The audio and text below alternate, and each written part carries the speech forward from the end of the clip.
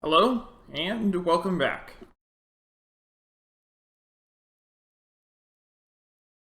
Acts 7. Then the high priest asked Stephen, "Are these charges true?" To this he replied, "Brothers and fathers, listen to me.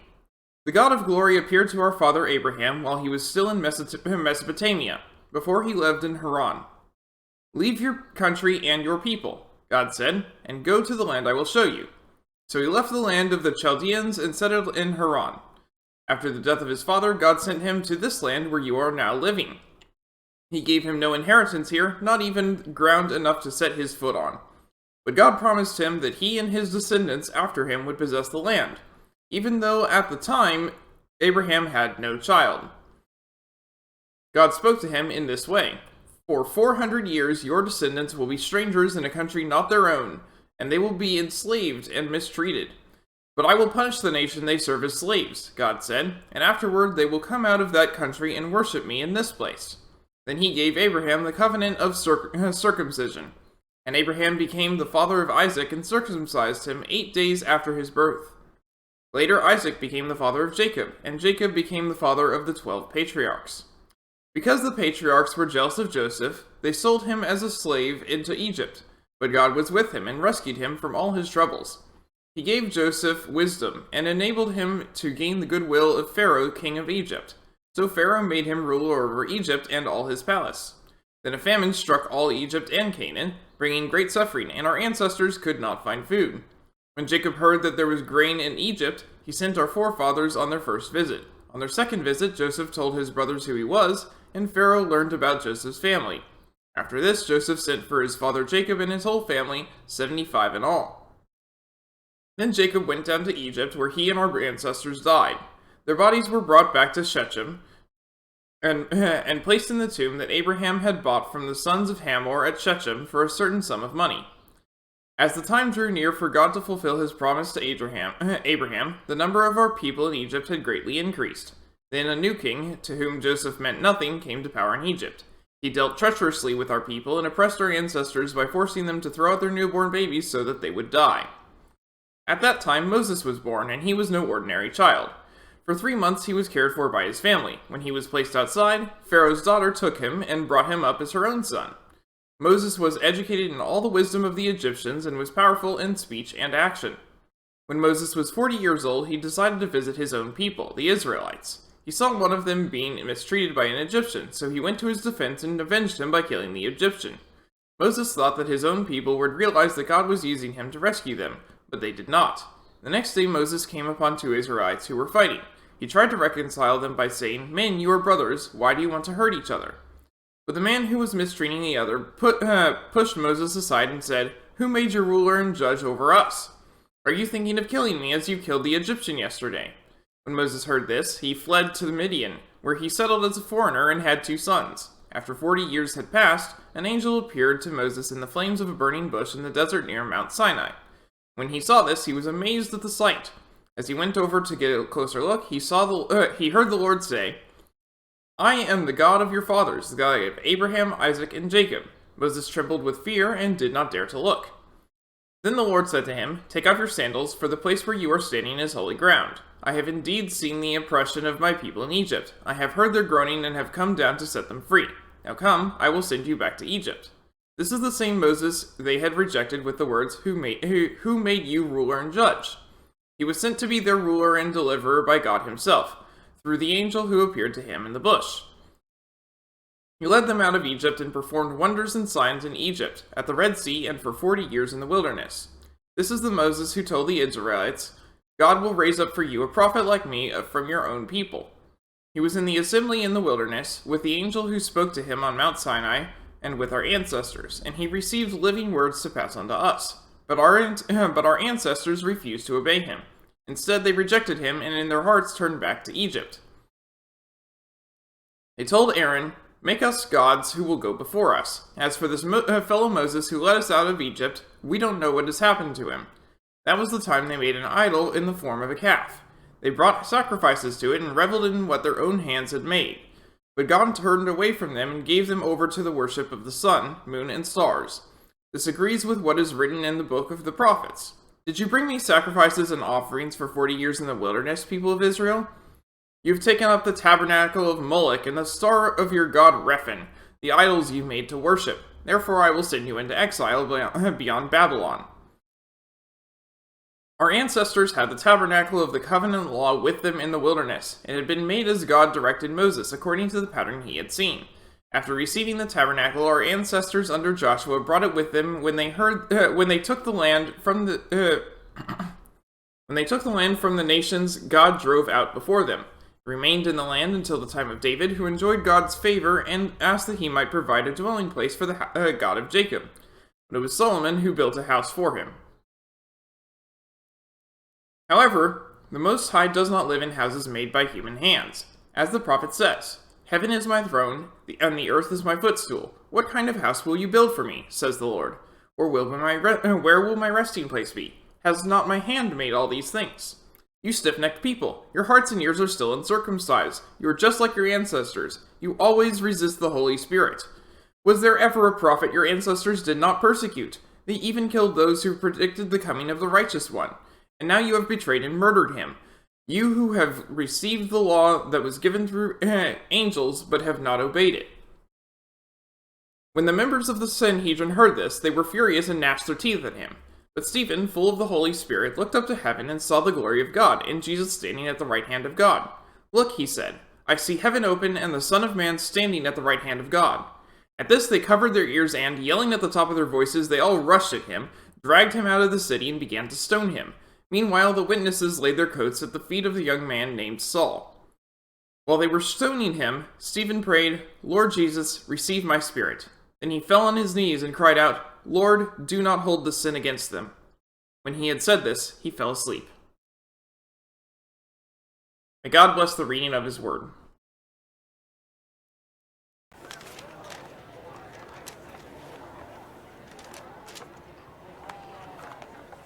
Alright. So, last time, we got all the way up to another Team Star base. And, it didn't go well. I mean, we got all the way up to the boss of the base, but we didn't get past that. So I've rearranged my boxes. I rearranged them mostly in the same manner as last time. Mostly. But not entirely. Because the Team Star boss gives 0 experience, whether you win or lose, I have stuck my Pokemon here so that my strongest 6 are in my party. My strongest 6 are in my party. Those are my highest level, 6 highest level Pokemon. I'm gonna change their moves up now. Otherwise, in my boxes, it's the same arrangement as last time, where we've got strongest Pokemon, weaker, weaker, weaker, weaker, weaker. It's especially prominent in Box 1. But, generally speaking, all of my Pokemon, all of my parties should be relatively competent.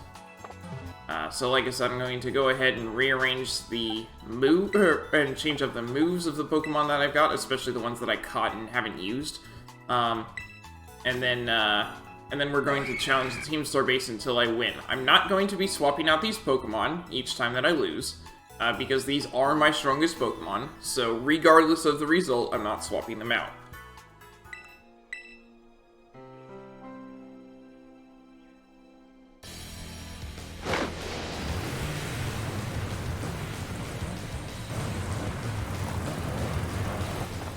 Okay, so I haven't seen any of the chat since the last time I said stuff, so...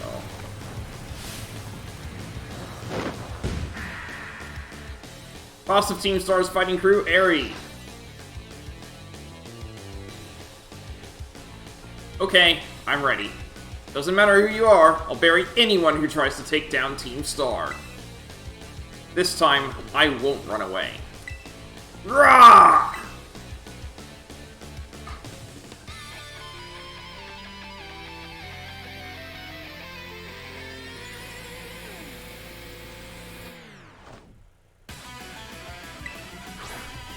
I really like the music for this. It's a lot better than the Gym Leader music.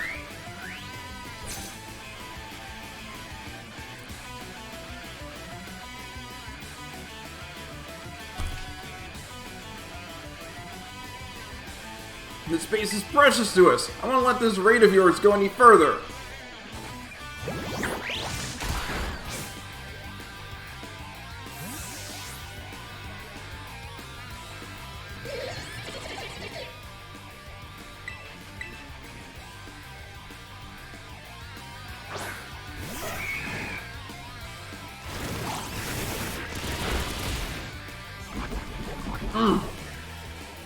Well, Guts is active now. I give it as good as I get. That's a promise. We'll see who's left standing in the end.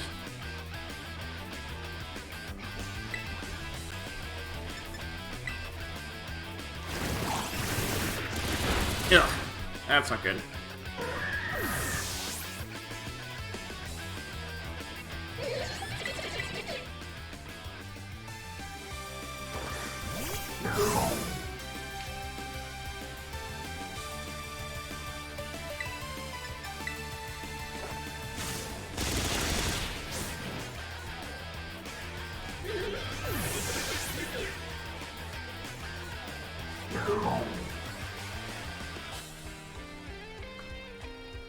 Simeon, keep current.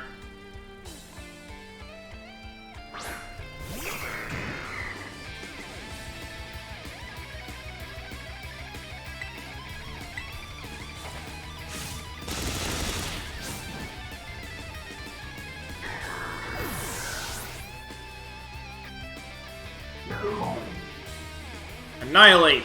We heard about this. It's the evolution of Primate. It's probably pure fighting. It might be fighting dark. Either way, acrobatics is still good.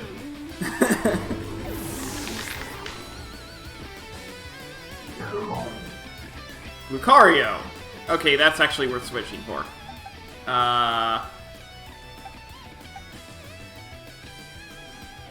Palooza?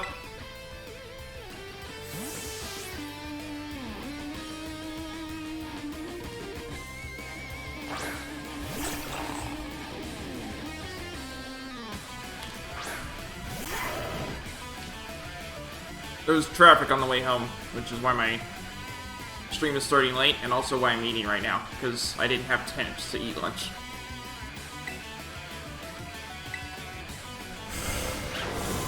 Ow. Ah! I don't even get a chance to see how much HP this takes.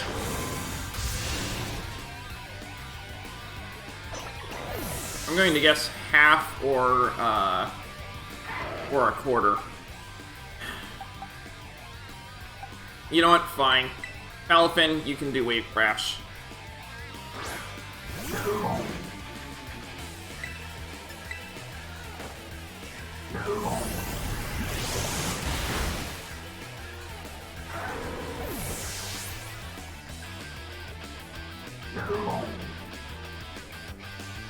Revavroom.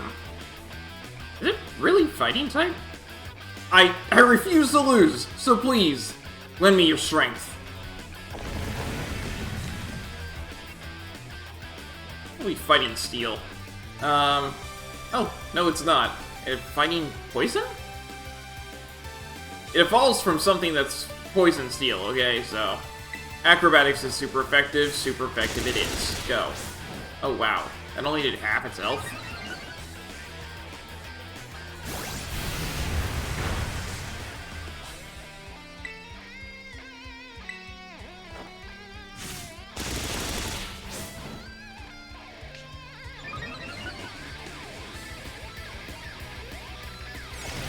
You can shift gear all you like, you're not winning this.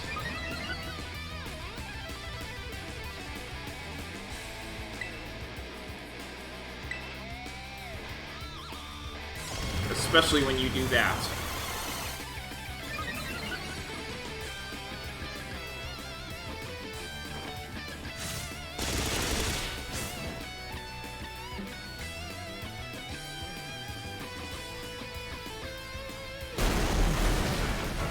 Woohoo!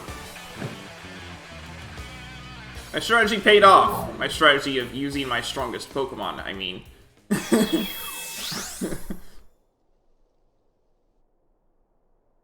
I'm so sorry, everyone.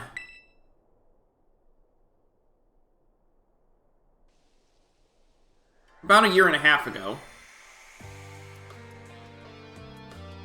I'm so sorry. I think I went a little too far. Ah, don't worry about it. We're the ones you asked to put, who asked you to put us through some tough battle practice so we can train up. Yeah, but... Truly, you need not apologize, my lady. Thanks to thy sage instruction, I am making swift strides toward mastering the art of battle. I could never have evolved my Pokemon without you, Aerie. Even the big boss said it's thanks to you we have a fighting chance against our bullies. See? Nothing but gratitude. To us, you're the brightest star in the whole team. Come on, quit being silly.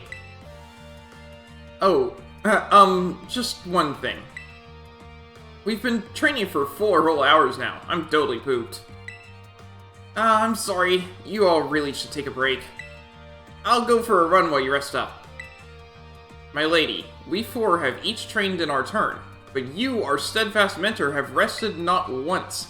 I cannot help but worry for thy health. Thank you for your concern, Atticus. But lately, I feel like I can take anything, even if I'm really tired or feel like crying. Remember that time we all got together and riffed on the gym badge designs to create our very own star badges? Well, I don't know what it is, but just looking at my star badge makes me feel so strong. Like I want to give it my all. I gave my all, but it wasn't enough. I wasn't enough. You showed amazing strength.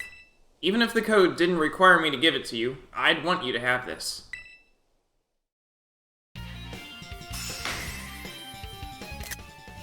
Yay!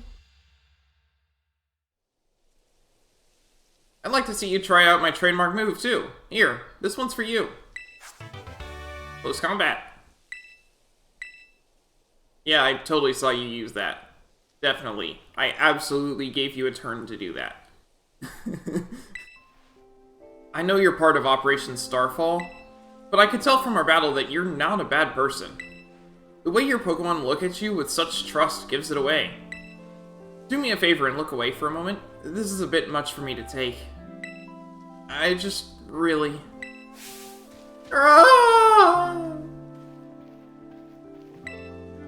Looks like it's all over. Oh, Riri. This is the Team Star member you battled at the gates earlier. I asked her to come along for a talk. So what did you want to ask me? You seem to be on much friendlier terms with Aerie compared to the other grunts. Why is that?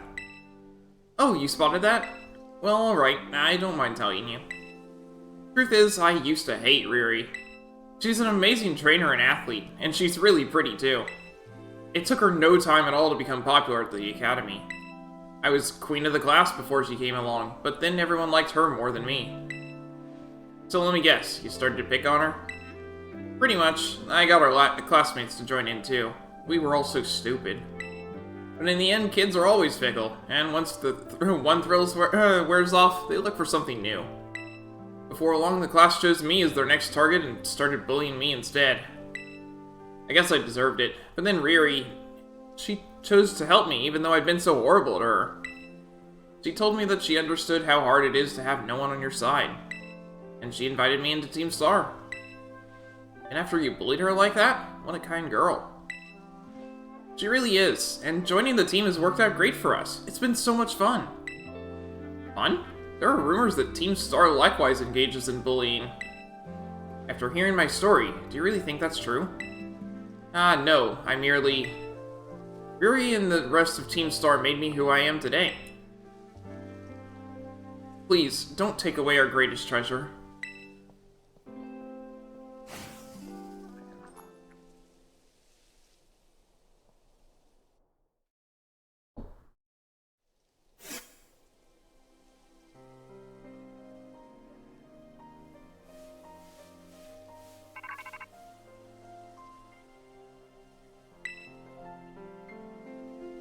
Emily, it's me. I take it that Aerie handed over her star badge to you, then? I see. Without its boss, the Calf Squad should be a hair's breadth from disbanding. Even Airy. I'm sorry. We're almost there now. Just one boss left. The operation's been a huge success thanks to you, Emily. And Clive has also performed admirably as your support. I remember him saying that you're acquaintances. Have you known each other long? Well, considering how long it's taken me to get through this, I would say yeah for a while now. Well, he's clearly a reliable friend. He almost reminds me of the gang back in the day.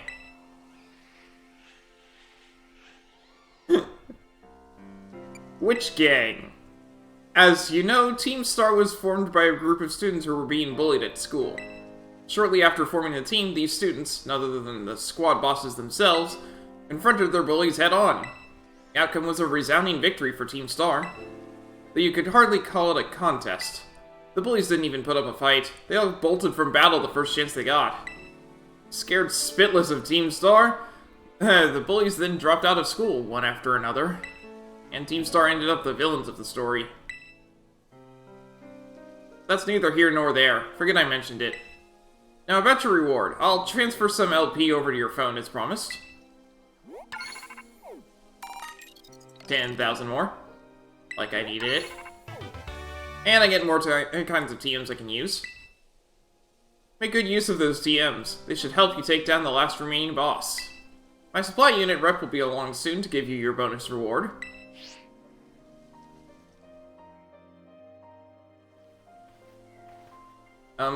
Here I am.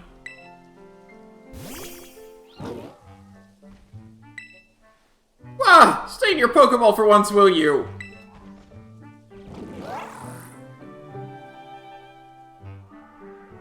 Ah!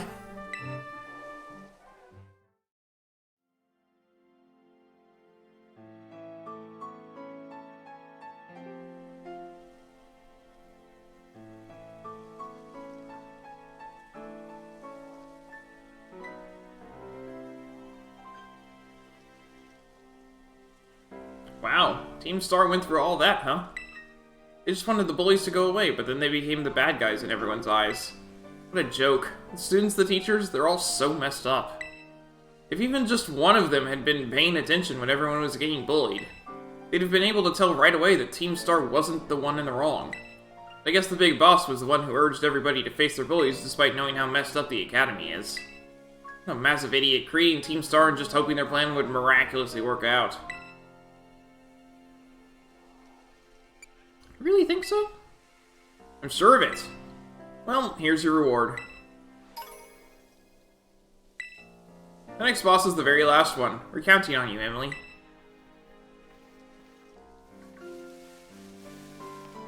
We have another one of these. Ominous Black Snake! And it's gone. The gym leader here used to be Time, but she retired a year and a half ago. Her sister Rhyme is the gym leader now. Ah, it's Rhyme time!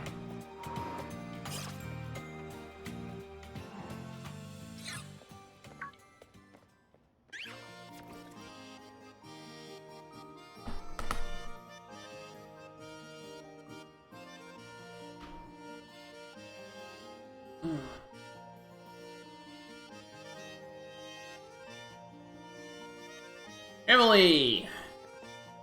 It's finally time for your last gym, right? I heard from Rika. But I'm 0% worried about you. I know you got this. Even La Primera seems like she wants to keep an eye on you. Maybe I'll go find her so we can cheer you on together when you battle the gym leader. So go have a battle that's fruitful for you and for the crowd.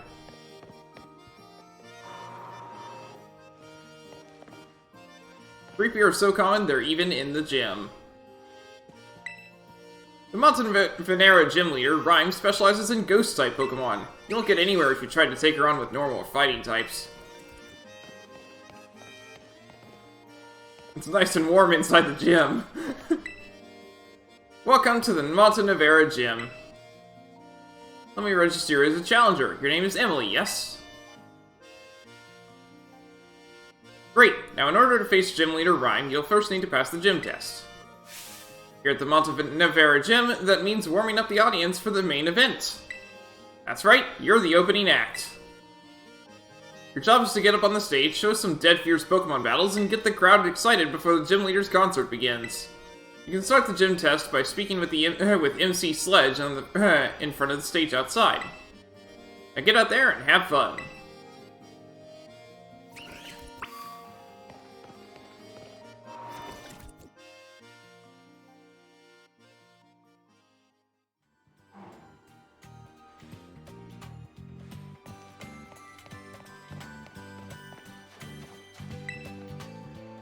Yo, trainer! You're the one performing the opening act today? My name's MC Sledge. This is the stage right here. So here's the deal. We're gonna have you do some double battles. That's where you have 2 Pokemon fight on each side. They'll let you sledge up double the opponents and get the audience twice as excited. The venue will be so hot, it'll melt the Montevera snow. Once you get the audience worked up and ready to go, that'll be the cue for our leader to take the stage. That's how you pass our gym test, yo. Your opening act begins as soon as you get up on the stage. There will be no backing down until you win 3 times in a row, so make sure you're ready. We might be at this for a while. You good on the deets for the opening act and our gym test? Ready to sledge them up? Yep, I'm ready. Sweet! Just play it by ear. You'll do great! Head up on the stage. Head on up to the stage.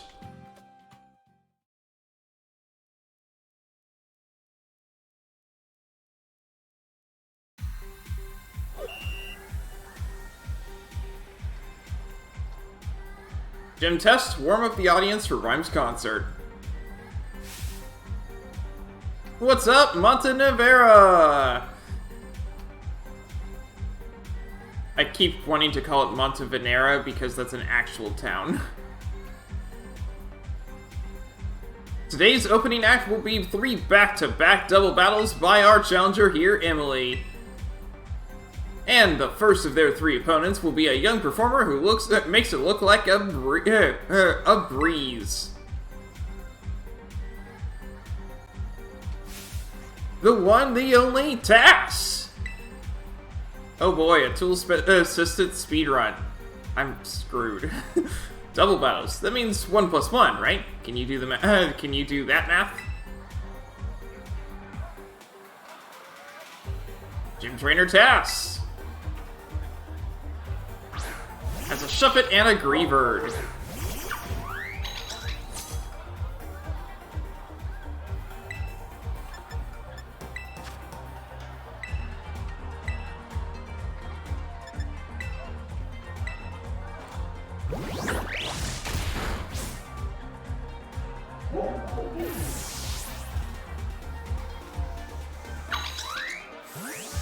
Let's see if I can actually open this app today. Because Spoink just leveled up. Spoink wants to learn Bounce. Sure.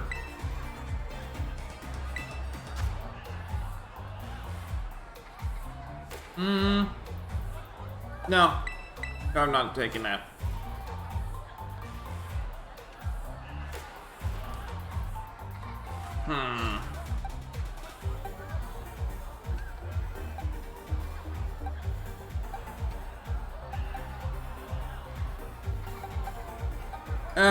We'll just take Alamomola.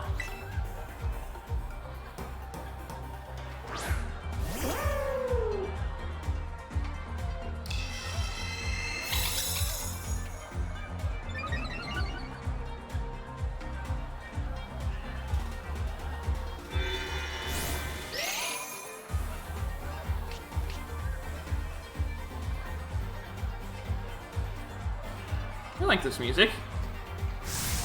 Wow, this battle's amazing! I'm gonna call my friends to come cheer you on!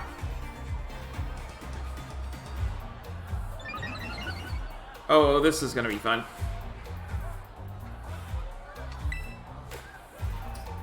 Aqua Jet? Psychic.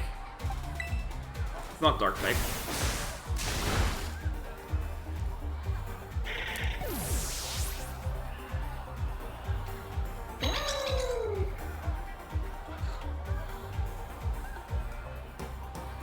1 plus 1 is 2, right? Right?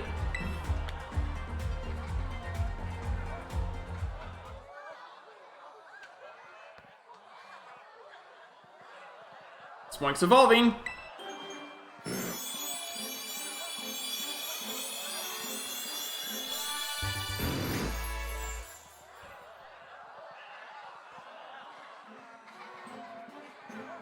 That looks nice.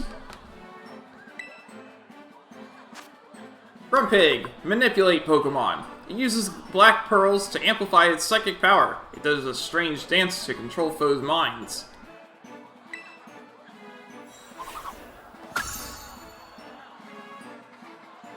Peter Dance? No.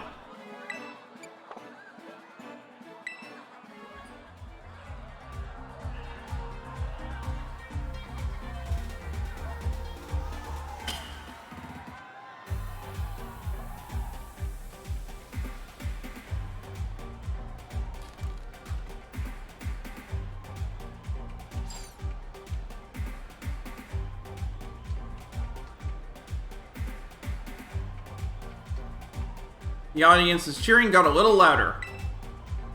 The Montenegro stage has all the latest tech. The more excited the audience gets, the more the stage will light up. Keep on sledging, you got this. Oh, my team got healed, okay. And our challenger's next opponent will be a musician with a bit of a unique style. It's Lonnie!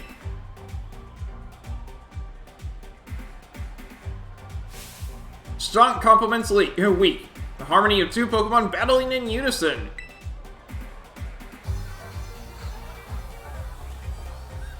Gym Trainer Lonnie as Haunter and Mischievous.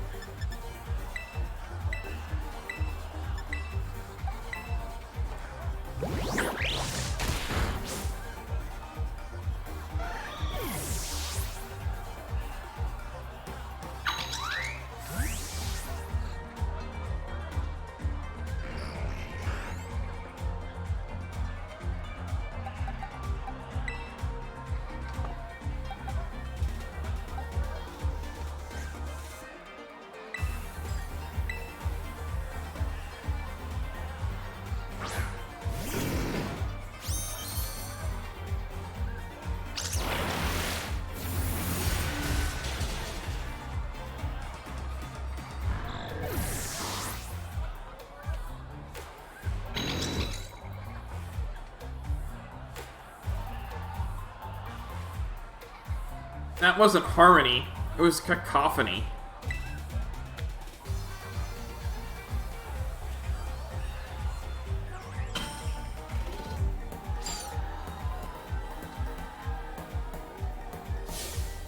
The audience is really getting excited. Your opening acts turn the cheering and the stage lighting up to 11. What a surprise from our new challenger! Who'd have thought they'd sledge it up this much? Next is your last opponent, and it's none other than... me, MC Sledge!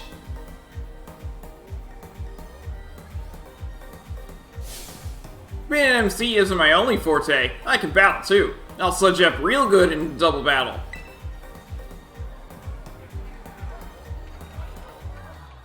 Gym Trainer MC Sledge as Sableye and Drifblim.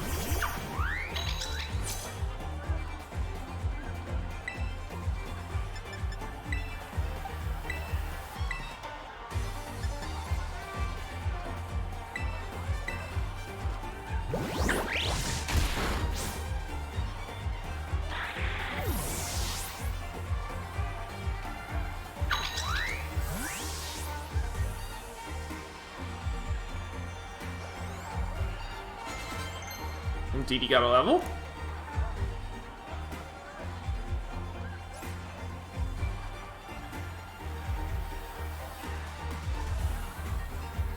Psychic Terrain. Maybe. Better than Healing Wish.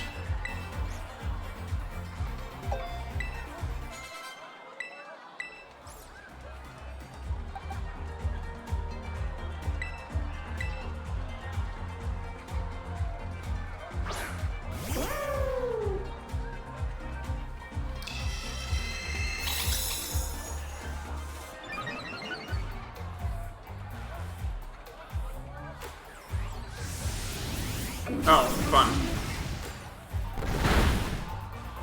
Whatever. Goodbye.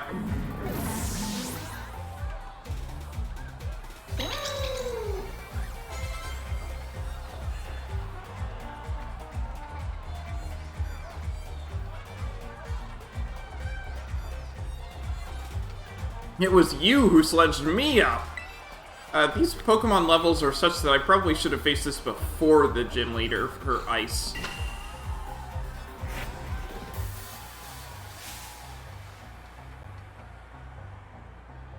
The audience excitement has reached a fever pitch. Whoa, awesome! That was a great battle!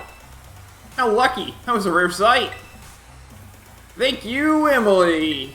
Congratulations, you passed the gym test! Give them a round of applause, everybody! Gym test passed.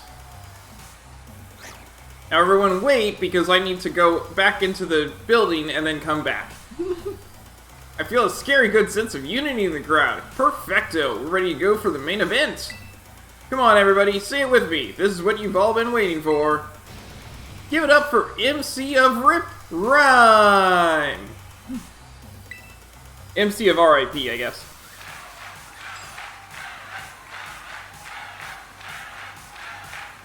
Oh, maybe I don't have to go back in the building? What's all this noise I'm hearing? This crowd's so loud it could wake the dead! Let me tell you what I want to hear. Y'all feeling good? Yeah, we're feeling good! Rhyme, rhyme, rhyme, rhyme! Woo! Thanks for the killer opener, baby! Now I'll get this started for real. Congrats on the gym test. That was sick, yo. Thanks! Give us some in for some rhyme time, you feel me? Go ahead and tell the lobby staffer you passed.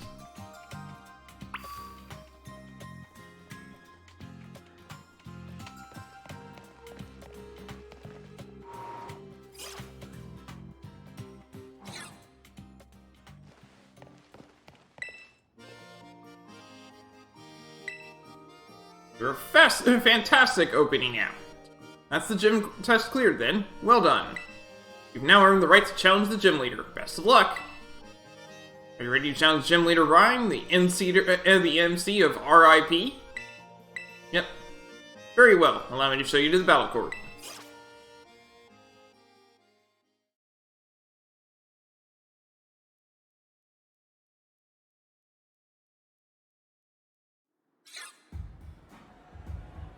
Yo, yo! Sounds like there might be a rap battle going on over at the stage.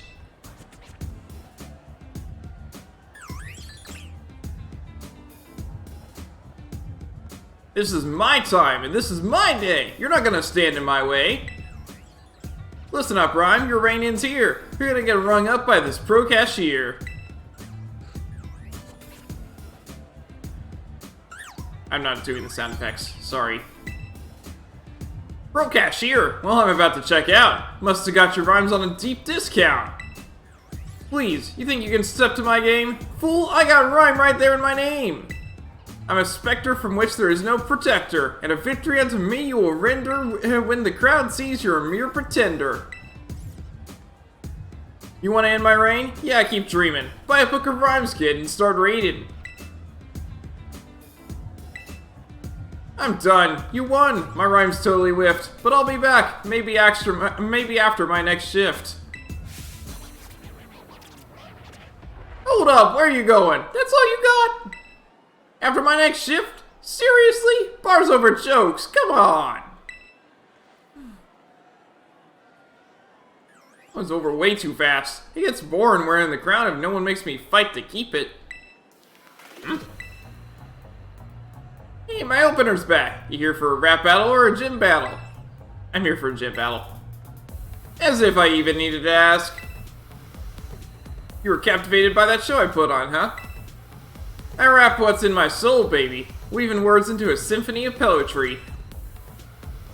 Don't try it with me. You won't last one round. I'm a Sableye. My mean look will lock you down. Like that. You feel me? Sure. Heh. Well, let's get to it. You're a Pokemon trainer, so battle me and show me what show me who you are. My music's not all that tops the charts. My skills with ghost types are the best around. Lest you forget it, the name is Rhyme, and I'm known as the MC of RIP. Dead or alive, let's make this a vibe.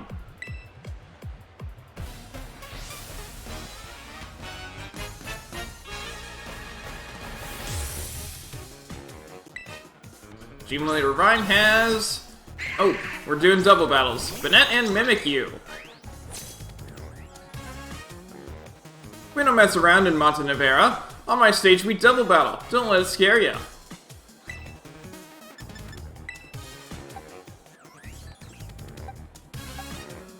Yeah, whatever.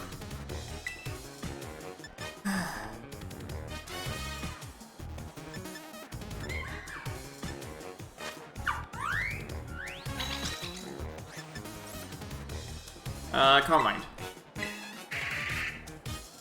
Show us an awesome battle rhyme, and you too, student kid.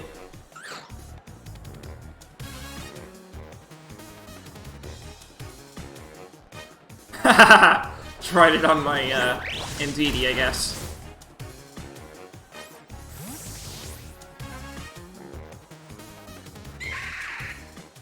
Almamola.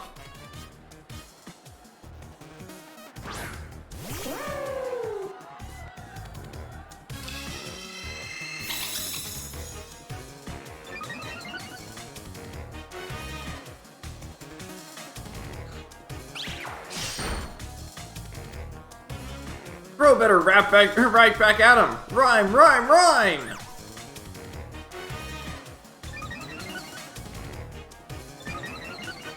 That's fun. We'll do Aqua Jet and Psychic Terrain.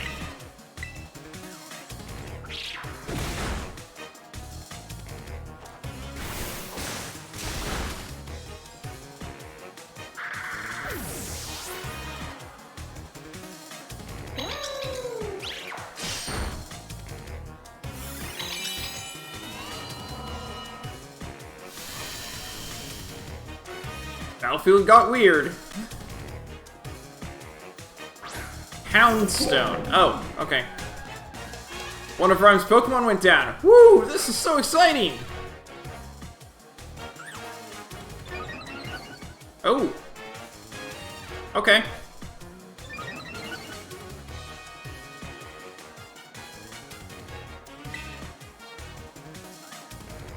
Obviously I can't use Aqua Jet, so we're gonna do Brine and Psychic.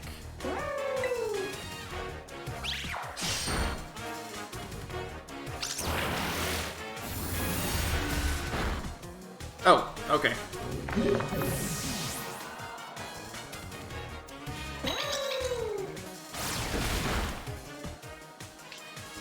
Disguise is gone.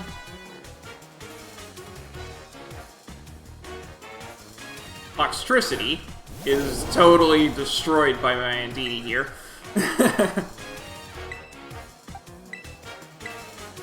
Psychic, goodbye. Kick back, relax, and enjoy this last track. Turn it up for a grave rattling good time.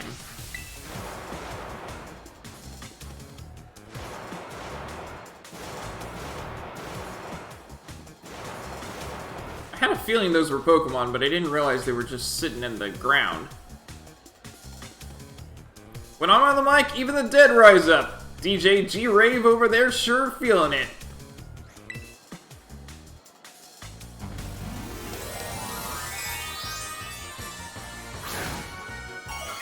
Oh, I didn't realize that was the last Pokemon.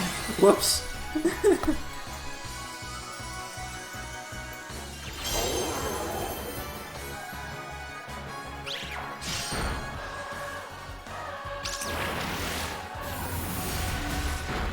Whatever, it's still dead.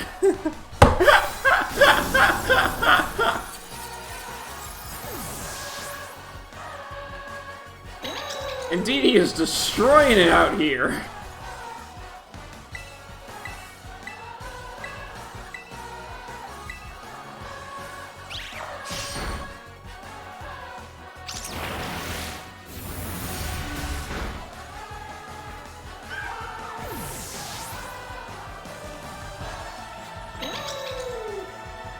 And Alamomola got a level.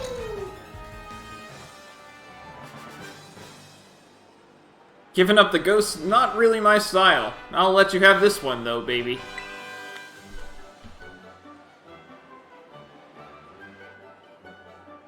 Ha! Great battle. Chilling and thrilling.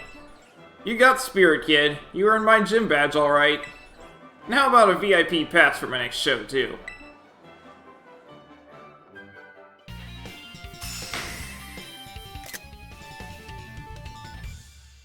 And I beat 2 things, so I owe you 2 classes. I just realized. With 8 gym badges, you'll be able to catch Pokemon of any level, and they'll be sure to listen to what you have to say, too. I'm feeling so good that I think I'm also going to let you have this. Shadow Ball!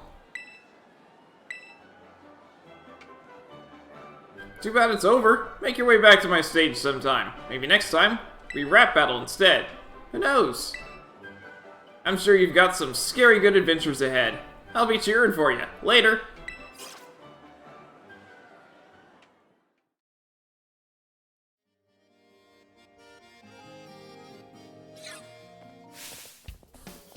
Emily! Palafin!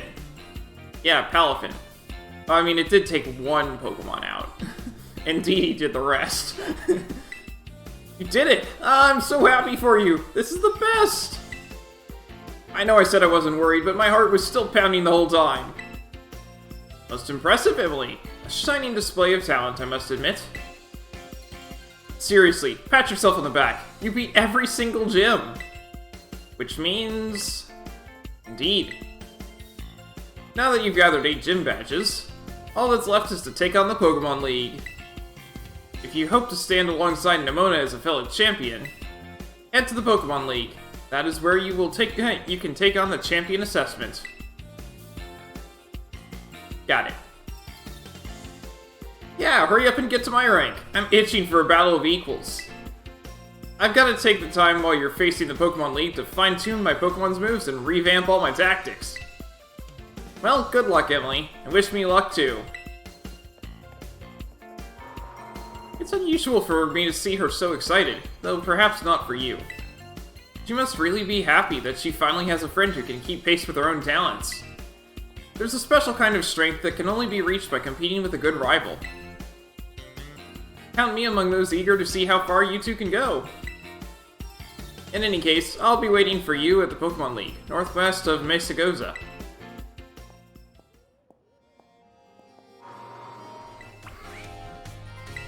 Miss Time. Ah, okay, so... Time and Rhyme. Okay, are sisters. Got it.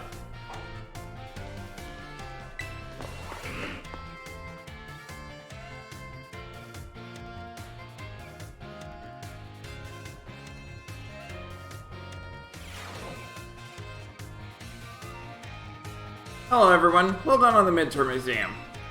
Some of you earned perfect scores, and others seem to have a bit of trouble, but I can tell that you all tried your best. I am quite pleased to say that every last one of you passed.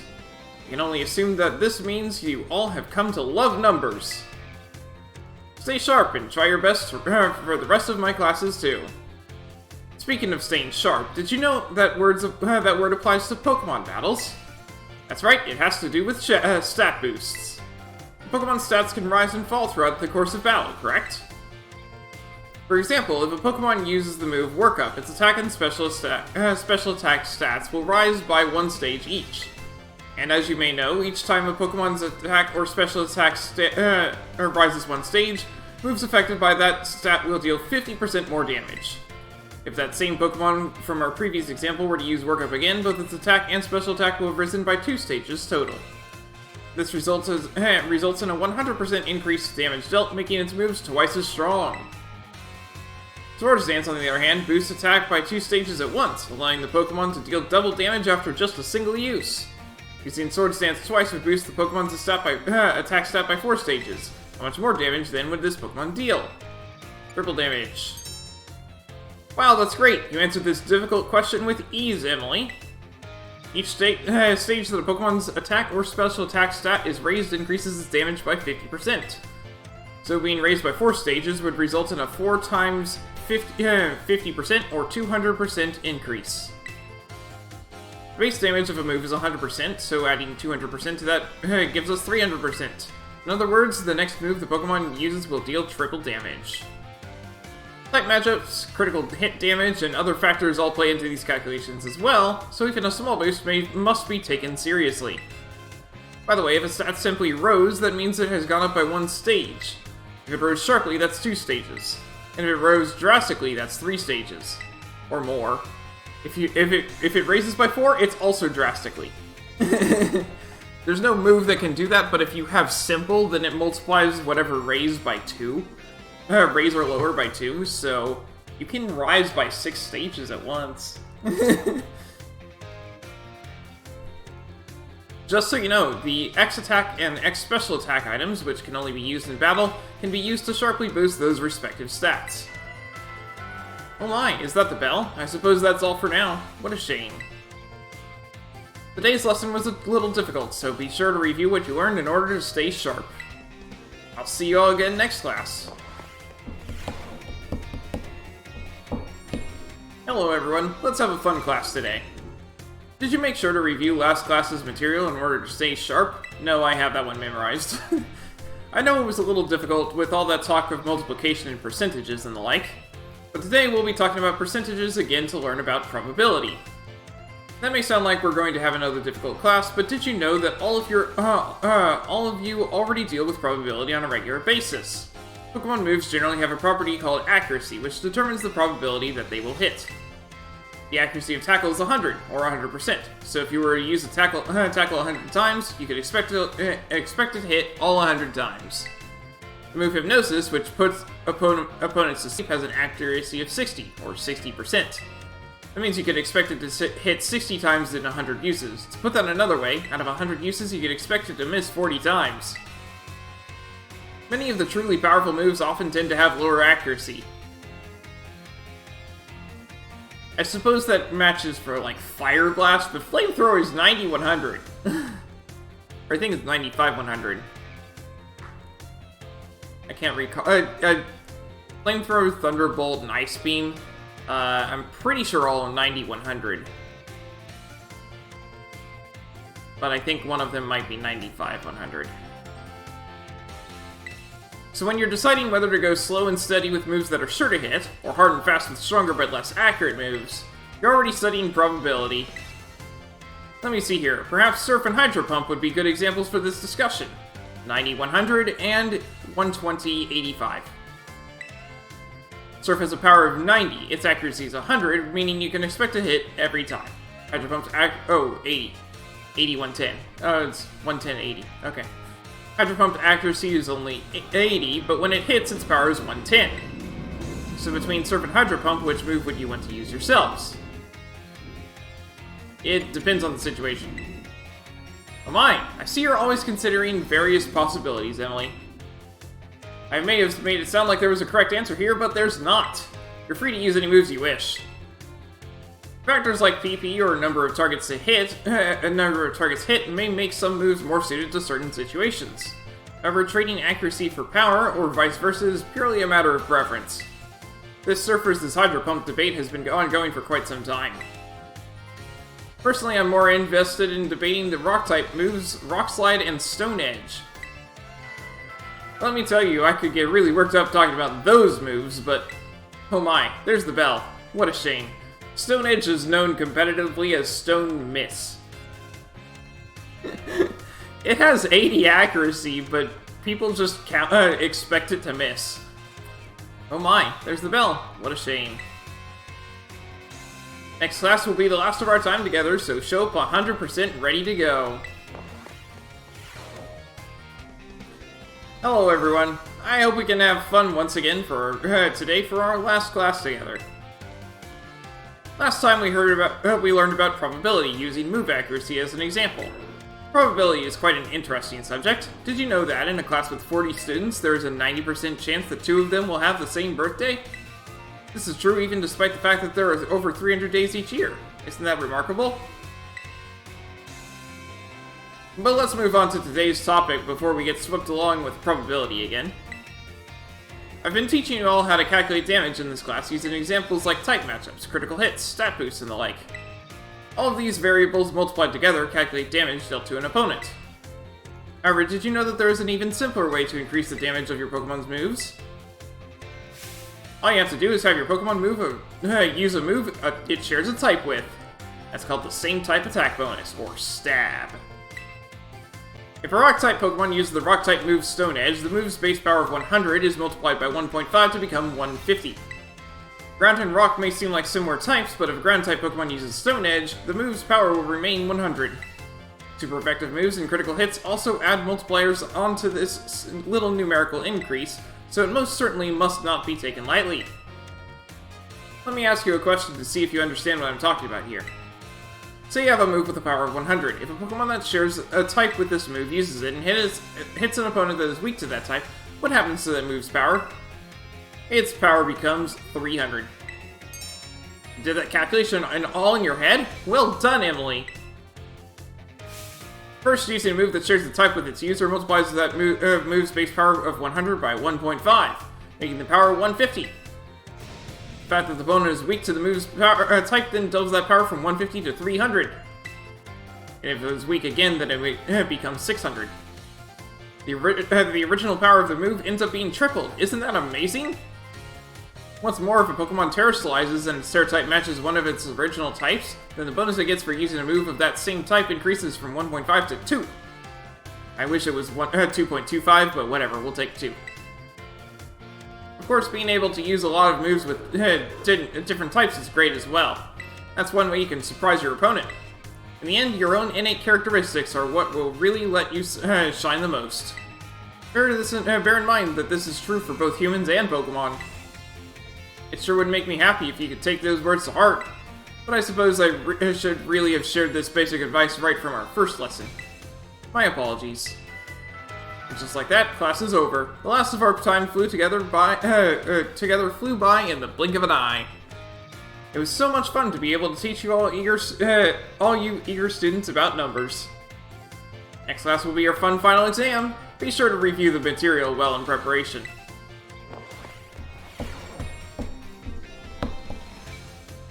Alright everyone, it's time to begin our final exam. I'm sure the fun experiences you all had in my class will serve you well as you answer. How many Great Balls could you purchase with 3,000 Poke if each one costs 600 Poke? 5. If a Water-type move with a power of 100 lands a critical hit on a Grass-type Pokemon, what will that move's power be?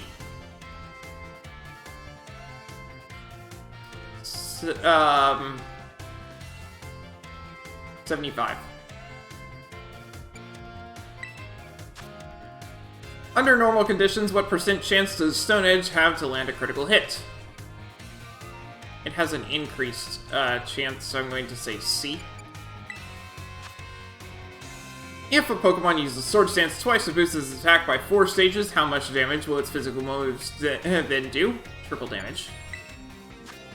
If a Rock-type Pokemon whose Terra type is Rock Terastallizes, what will the power of its Rock-type moves be multiplied by? 2. Alright everyone, time is up. Put your hands on your laps now. This test was the culmination of all I taught you, and I'm sure you all did just fine. Do go and ask for your scores at the front desk, and then take a nice break.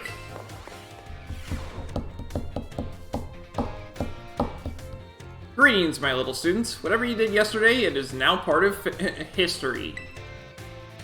I was hoping to continue unraveling the marvels of that history has presented to us today.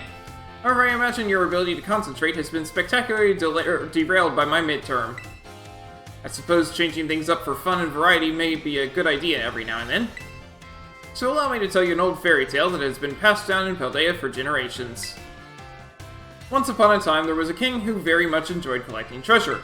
He was particularly fond of treasures from other countries. One day, a merchant from the east heard rumors of this king and came to meet him. The merchant laid out 4 treasures in front of the treasure-loving king. The 4 treasures were as follows: a vessel, a sword, a set of tablets, and a set of beads.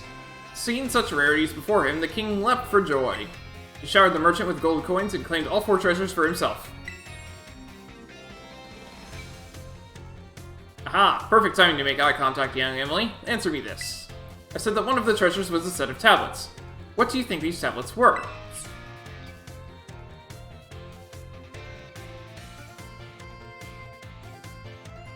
It'd be the top one. Wooden planks for writing on. Correct! Your daily pursuit of knowledge serves you well. These particular tablets were wooden and used as a writing medium in the East in ancient times. As you may know, they fell out of popular use as paper became more universally available. For the king to consider these paper substitutes treasures, they must have been of superb quality. That or perhaps they had some amazingly profound teachings written on them. So the king obtained these 4 treasures, and on that very night, it is said that a terrible disaster rained down upon his castle, reducing it to rubble by dawn. Oh, is that the time already? I wasn't done with my story, but alas, so ends today's lesson. If you're interested in how the story ends, you may come see me outside class hours. Yes, Emily from class 1A. The way you conduct yourself in my class and the answers you give to my questions, I admit they pique my interest. You are quite the interesting pupil, I must say. Tell me, Emily, given a choice, which do you prefer? Things of old, or things that are new? I like new stuff. You would answer new stuff to me, your history teacher? Ah, you really are a curious one. Yes, this one may indeed be of good use to me someday. You can disregard that. I was simply thinking out loud. I enjoyed our little conversation today. You have my thanks, Emily. Yeah, but can I... You may... Slightly closer. Yeah, okay, but can I get the... I wanted the story!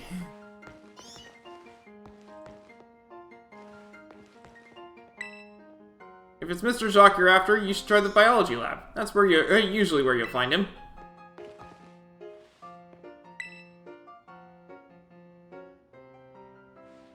Oh my, if it isn't Emily. Hello there. Do you perhaps have a question about class? Oh good, no questions. Haha, I'm glad to hear it. Then perhaps you won't mind a little quiz. Flying-type Pokemon are weak to Rock-type moves. When a Rock-type move hits a Flying-type Pokemon, what becomes of the move's damage? It's doubled. Yes, that's right. The correct answer is that the move's damage is doubled. It's time! It's time! Oh my, I see one of my more energetic students is here to see me. You'll have to wait your turn, dear. There's only one of me, after all. Miss Time, is it true that you were a gym leader? That is indeed true. I'm quite the strong battler, you know. Wow, that's so cool. Why'd you quit? So you want to know, do you? I might be persuaded to tell you if you wait your turn. Okay, I can wait my turn. I sure can. I'm sorry for cutting our conversation short, Emily, but I seem to be in high demand today. Feel free to see me anytime if you have questions for me.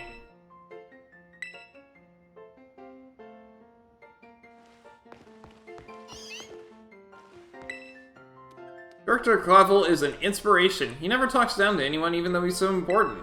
I hope I can be a great man like him someday.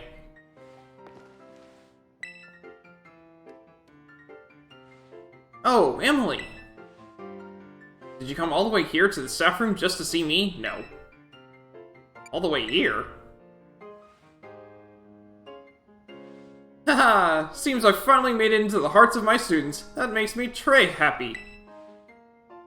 After all, like I said in class, communication is very important. If there's anything you're confused about in class, or if you're having trouble here at the academy, you can always come here and tell me. Tonami Salvatore. Your friend Salvatore, that is. Can't pronounce that. Okay. Why, if it isn't Emily from class 1A? Are you perhaps interested in the rest of the old tale I told you in class? Yes. It is convenient that you would take the bait I presented in class. A vessel, a sword, a set of tablets, and a set of beads. After obtaining these 4 treasures, the king's castle was destroyed. Why, you ask? Because these 4 treasures were actually 4 Pokemon. As these Pokemon were passed from human hand to human hand as treasures, they slowly became tainted by hubris and greed. Finally, after coming into contact with the rapacity of the king at that time, they awakened as disasters and began to rampage out of control. The king called for renowned Pokemon wielders to defend the country, and after a fierce battle, these incarnations of disaster were quelled.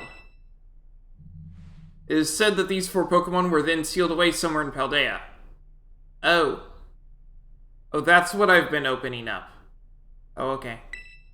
The ominous black stakes. So what do you think? Would you say the story is just make-believe? No. Heh, very astute of you. I've read many historical disaster reports, personal journals, and the like. There's much to support the truth of this story.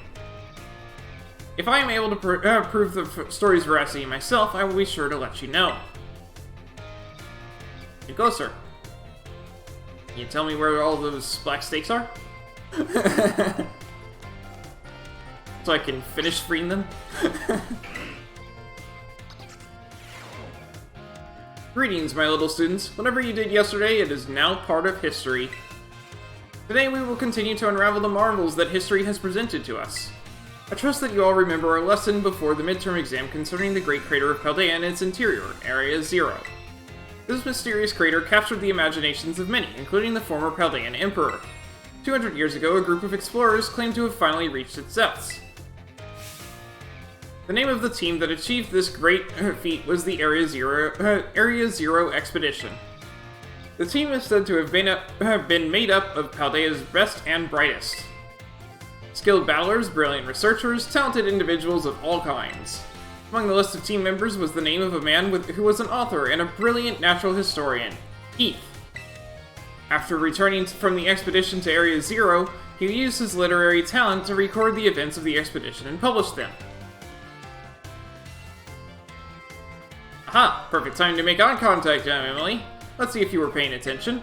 What was the name of the team that first made it to the deepest reaches of the Great Crater?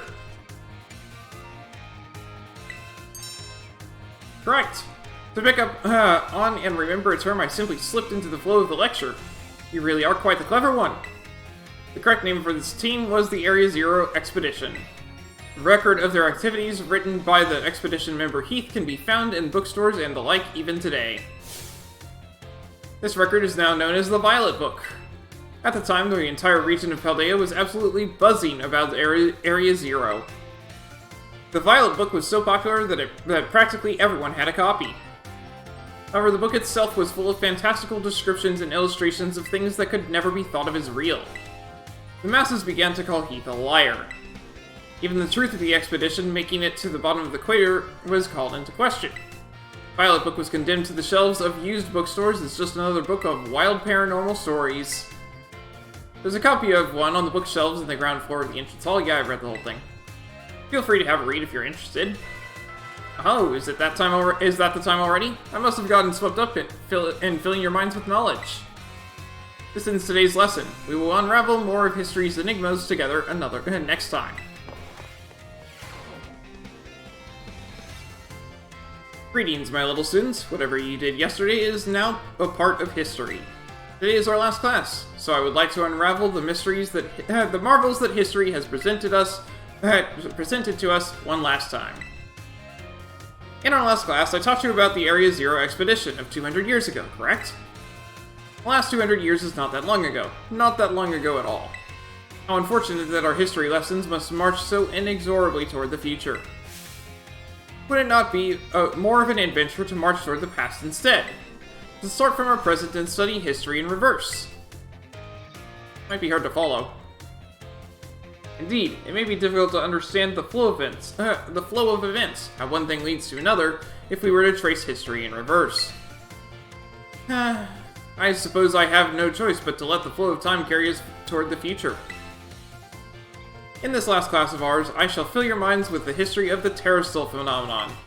The technology behind Terra Orbs has its origins in the Area Zero. Even after the Area Zero expedition supposedly reached the crater's deepest depths, others continued to explore that area. And around 140 years ago, Pokemon cloaked in a mysterious light were discovered there.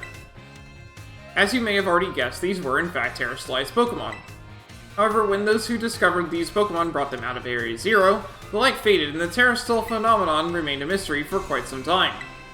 However, 10 years ago, as that might as well be present day, a certain someone you have definitely heard of unraveled this mystery. Aha! Perfect time to make eye contact, young Emily. Answer me this. What is the name of the famous professor who unraveled the terrestrial phenomenon mystery? Professor Turo, I believe. Correct! To think that you, a new transfer to our academy, could correctly answer this question, you must be very diligent in your studies. Approximately 10 years ago, a professor named Turo unraveled the mystery of the terrestrial phenomenon. He discovered that the shining crystals down in Area Zero, or rather the energy they emit, is what causes Pokemon to terrestrialize.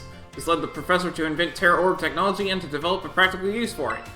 This technology was then shared with both the Pokemon League and our academy. Rumor has it that Director Clavel was one of the researchers on the professor's team.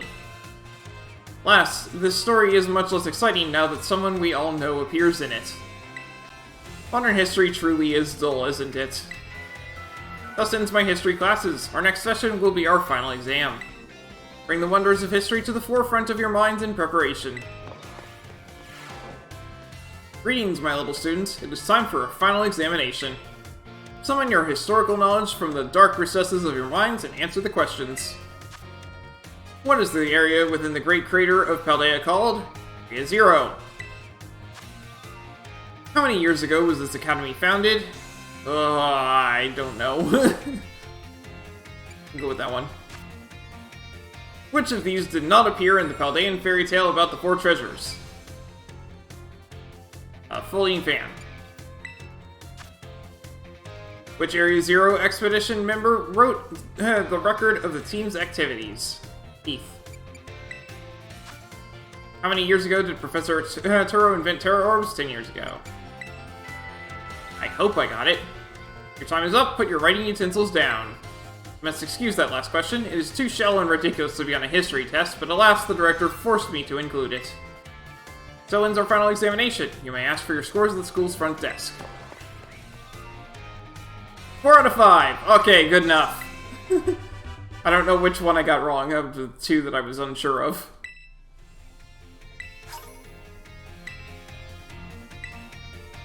Doing your best.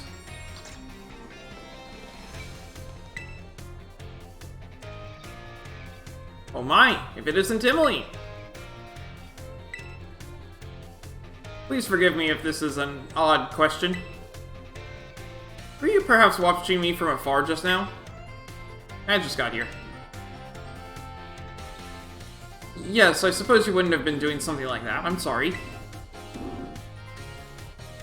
You see, oh, how should I put this? Recently, there have been times when I feel as if I am being watched. Not by a Pokemon, mind you, but by a person. I thought it might be a ghost, so I tried asking my sister for help. She said it most likely isn't one. She's good with ghost-type Pokemon, you know? Perhaps one of my students is quietly watching me, waiting for the chance to ask me a question. That might be it. Goodness, if that wasn't an intense gaze I felt. If you notice someone with a sort of fire in their eyes, come tell me, won't you? If they are too shy to come ask me themselves, then I'll go to them.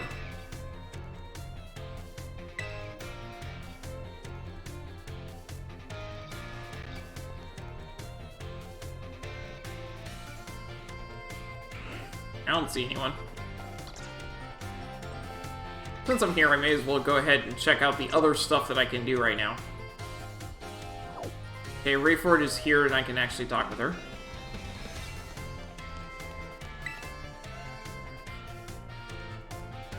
Emily, the time has come. The cursed treasures, the 4 Pokemon of Ruin. They exist! Yeah, I knew that. And I've stumbled upon the truth in the newspaper of all places. Ha! In an interview piece with a carpenter, no less. The Pokemon wielders apparently used sacred stakes to seal these treasures of ruin in shrines. There's a separate shrine for each of the 4 Pokemon and 8 stakes driven into the ground in the areas surrounding each shrine to keep the power of ruin at bay. Oh. Yeah, those, I knew that. In other words, if all the stakes for a given shrine were to be removed, it would release the Pokemon held inside. Yeah, I had a feeling. Don't you think it would be nice to free those Pokemon from the confines of the tiny little shrines, Emily? Yeah. Heh, a kind soul, I see. You're proving truly useful. Yeah, I've been working on it. According to a descendant of the Pokemon wielders in the story, you must have a bond with Pokemon in order to remove the stakes. I've been removing a bunch of stakes. I'm sure if someone as Pokemon savvy as yourself would have no trouble at all with that. You can choose for yourself whether to believe me or not, but I will mark the locations of these shrines on your map. Okay, yeah, I knew about those. Well, hold on, I've only seen 2 of them. That's fair. Thank you. I'd rather go myself, of course, but skipping out on my classes to go adventuring seems to have made the director a little suspicious of me. You can think of it as part of your treasure hunt. Treasures of ruin are still treasures, after all. I hope you will investigate these shrines if you are at all inclined to do so. I am. Feel trusted.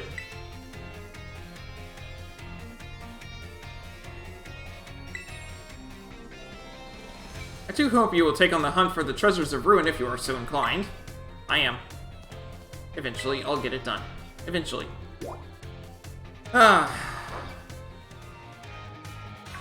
Emily? You scared me. Were you cooking something? Oh no, I'm not here for anything food-related at all. I was just walking around the entrance hall. And I felt that intense gaze that I told you about before. So I quickly ducked into the cafeteria here. Our cafeteria has only one entrance, so I thought I might be able to discover the identity of the person watching me if they followed me in here. Ah, someone's come just now. Huh? That's weird. I thought I saw her come in here. I guess I won't be able to ask my question today either. That girl, I feel like I've seen her several times before. She seems to be a student here, but I get the feeling that her question is not about her studies. Next time I see her, maybe I'll go start up a conversation myself. It could have been a little scary being here on my own. I'm glad you were here with me. I feel trusted. Ah, hello. Have you gotten used to things here at the Academy, Emily? Yes. Great, glad to see you're having fun. Oh, have you been using the Pokédex app? I'm the one who made it, you know. Every time someone using the app catches a Pokemon, the data gets sent to me. It's really helping with my Pokemon research. So be sure to catch any new Pokemon you find and work on filling your Pokédex. For your first goal, let's aim for, say, 30. Register 30 Pokemon in your app. Let me know once you've done so. I have. I see you've already registered 30 species of Pokemon in your Pokédex for me. Wow, so you caught this kind of Pokemon? And this one? All this data. This is the best! Ah, sorry about that. I got a little excited there. But I get the feeling you're going to be a great help in my Pokemon research. Here, take these. Consider it my way of saying thanks. Ice Stone. Ball swipe.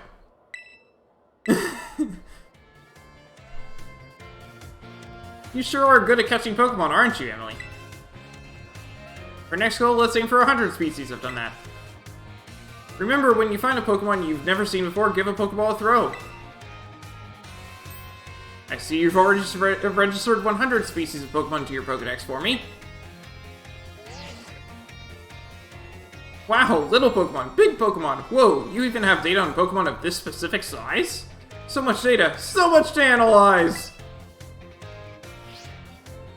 Sorry about that, I got a little excited there. My Pokemon research is moving forward at a great pace thanks to your efforts. Here, take these, consider it my way of saying thanks, Ice Stone. Ultra Balls, okay. You're natural at this Pokemon catching thing, aren't you, Emily? For your next goal, let's aim for 200 species. I know that's a tall order, but keep tossing those Pokeballs and don't give up. I'm pretty sure I passed it. I have. I see you've already registered 200 species of Pokemon to your Pokédex for me. Wow, Pokemon from the mountains, Pokemon from the sea. Wait, what? No way! You even found Pokemon in a place like this? Ah, sorry about that. I got a little excited there. My Pokemon research is moving along super duper splendidly thanks to you. Here, take this. Consider it my way of saying thanks. 20 quick balls. That's actually useful. It's still more like ice stones, though. You're a bona fide Pokemon catching professional, Emily. For your next goal, it's finally time to go for a completed Pokedex. Aim for 400 species. That's not happening, sorry. This is no easy feat, but I'm sure you can do it. Nope. Keep tossing those Pokeballs and don't give up. Yeah, it's not happening, sorry.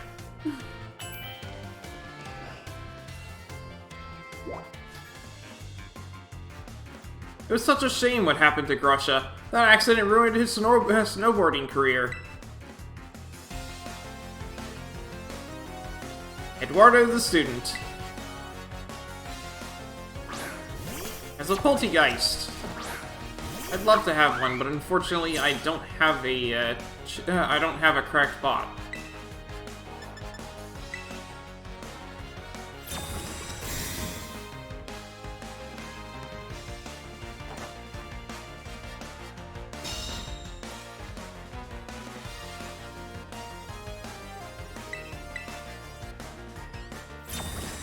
Wait it with Protect!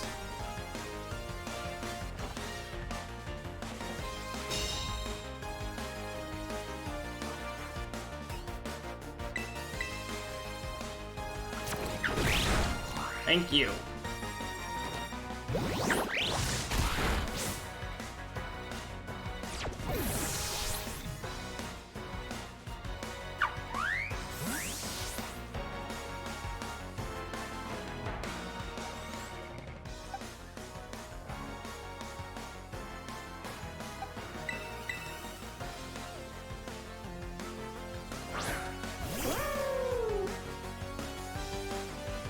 Dunsparce.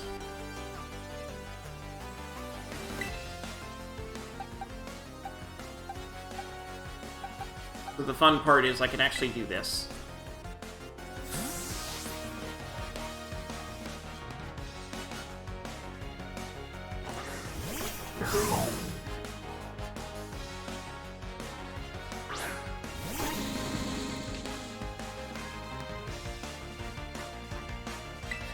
That's so low on level, I'm just gonna do acrobatics. Goodbye.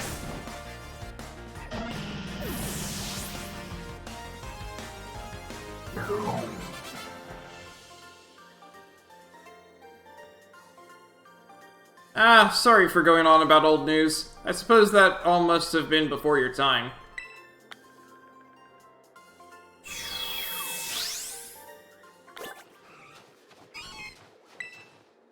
Grusha was once the second best snowboarder in all the world, but he was injured in an accident, badly enough that he was forced to retire from the sport. This is my spot. If you want to camp, go find a spot of your own.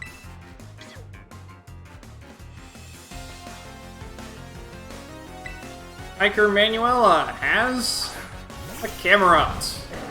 It's totally screwed.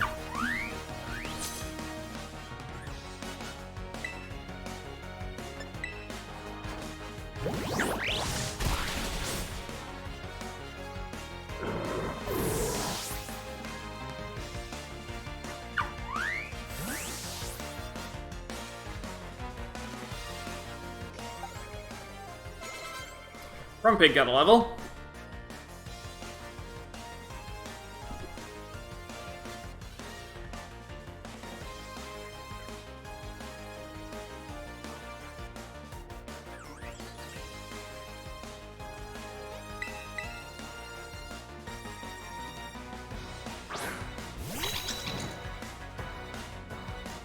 Palooza.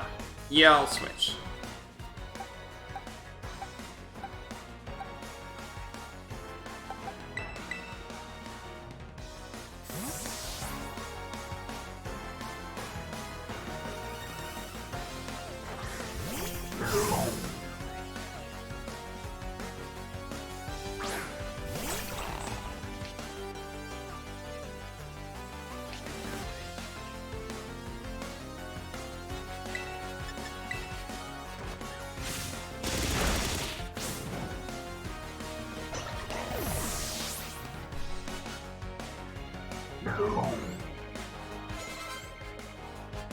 Alfin got a level.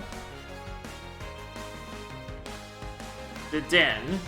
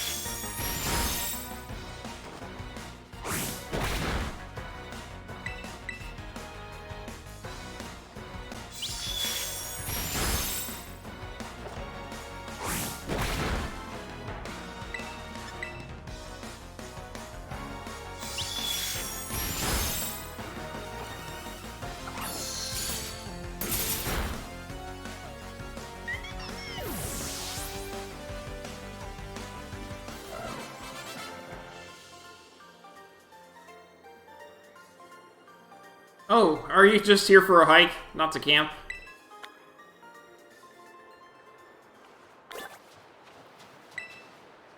Food always tastes better up in the mountains, doesn't it? I guess exhaustion is the best spice. I'm totally lost. Valeria the student. As? A Tauros.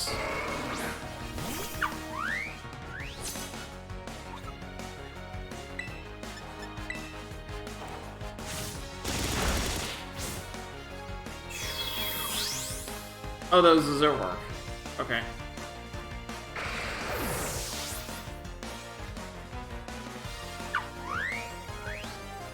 Indeedy, both of them got levels.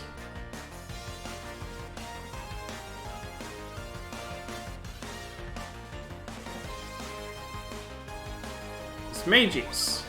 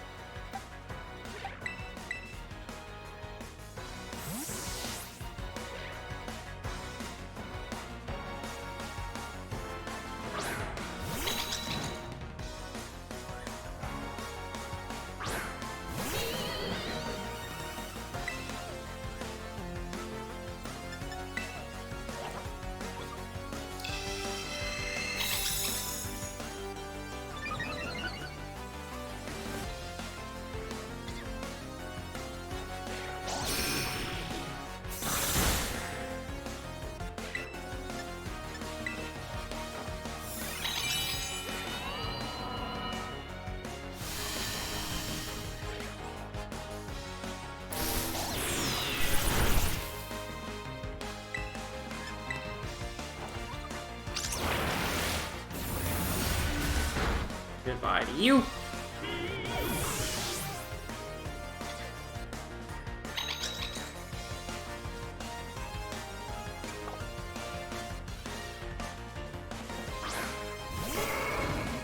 And goodbye to you.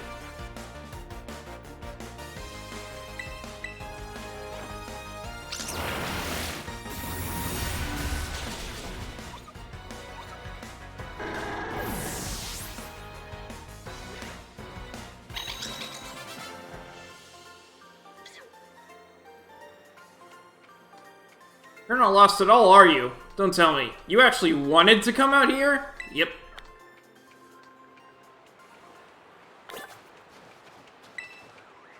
I was trying to catch a Pokemon, followed all the way out here, and ended up getting lost. I think I'll call a flying taxi. I'm a courier fan. I just like to dress up like this. Xavier the Courier.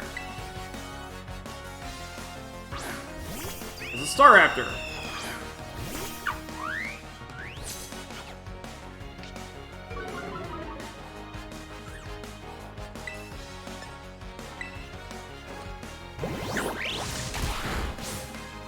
Oh, okay. Well, that was fast.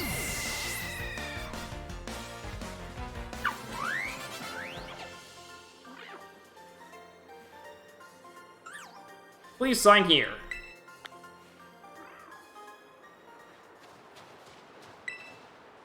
Couriers have a pretty passionate fan base. Maybe a niche interest, but we're out there.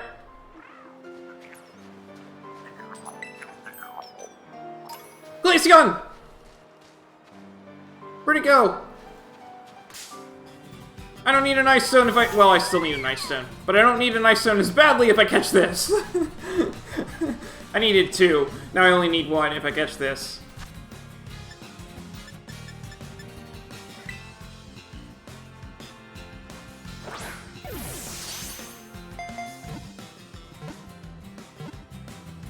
Yay! I can take an Eevee out of my rotation.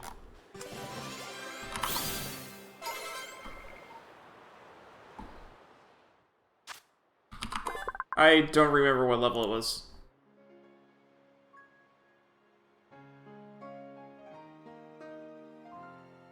Glaceon, fresh snow Pokemon. It lowers its body heat to freeze its fur. The hairs then become like needles it can fire.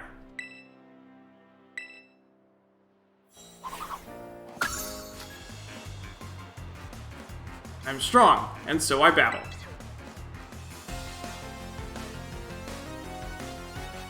Elizabeth the Dragon Tamer. As... Altaria!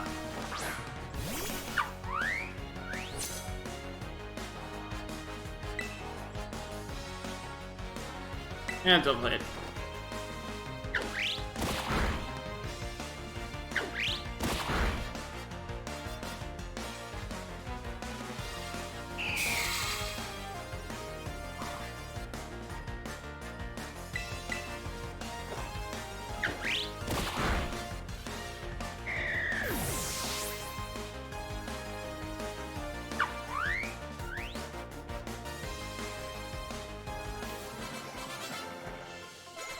Mola got a level.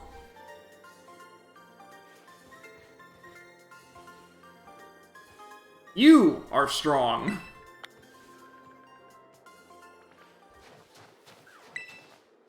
I am strong. You're stronger.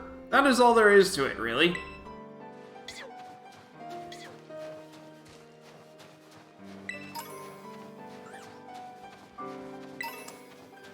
Ice Stone! Ice Stone! Woo! Alright, well, I don't have to worry about looking for that anymore. I won't be using it right away because I don't have the Pokemon in my party, but when it does get in my party, I will use it. Lascato's Grasp, one of the 10 sites of Paldea.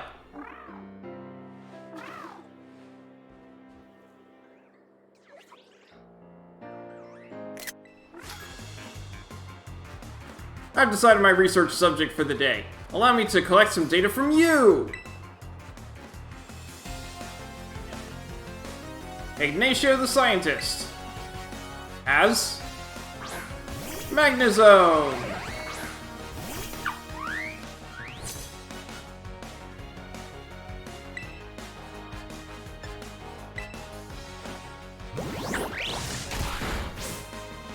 Oh wow, it didn't go down in one hit. It has Sturdy, I'm sure. It wouldn't have mattered, but, you know.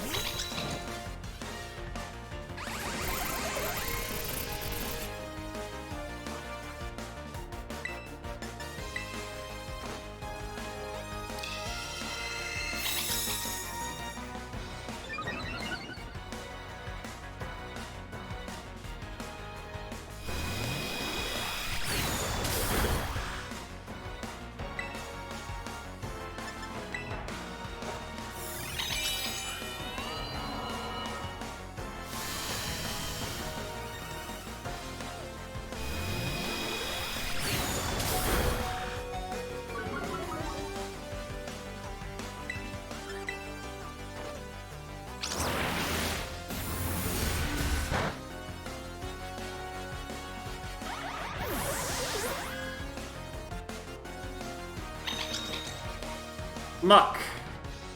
Keep current.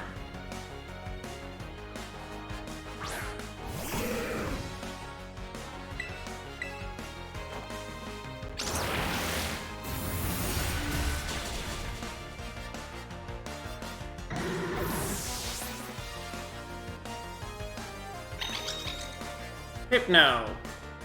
Switch.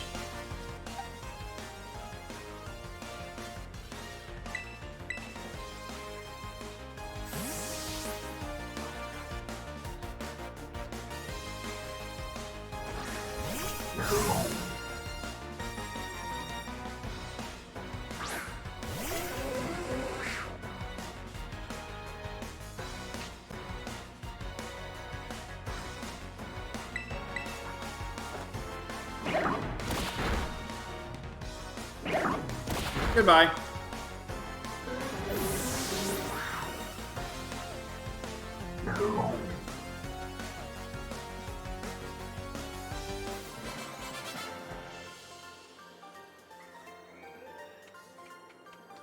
Why can't I seem to capture your data?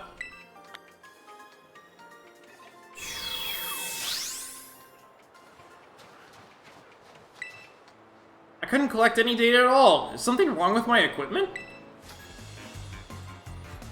That uniform looks really good on you. Do you think it would look good on me too?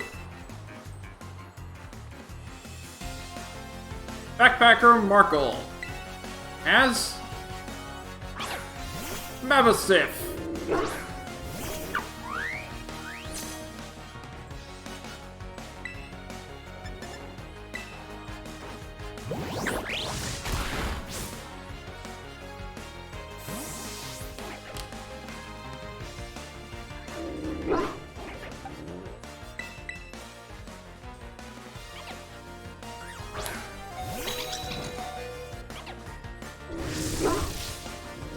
Okay.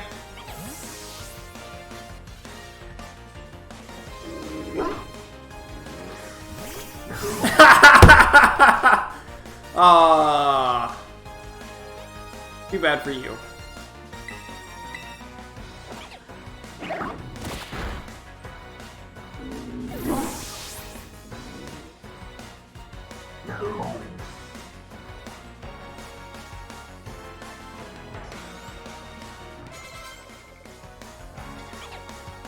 Levels for Indeedee and... Hold on, I got the wrong level for Indeedee, don't I? Yep. And then, Grumpig.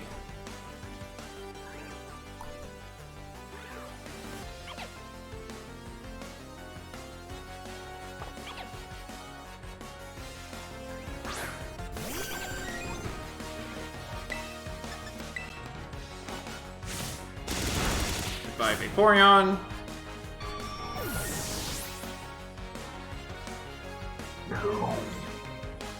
Level for Palafin. Weavile.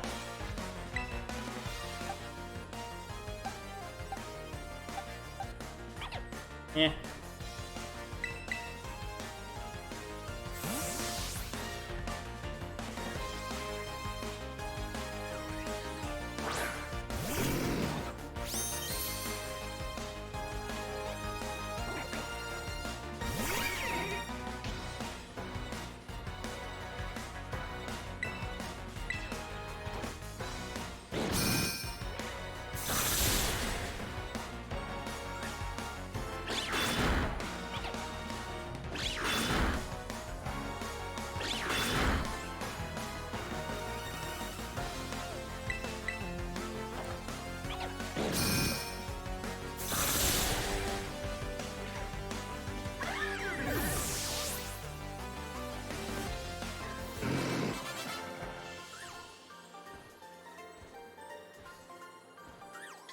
Is that a no?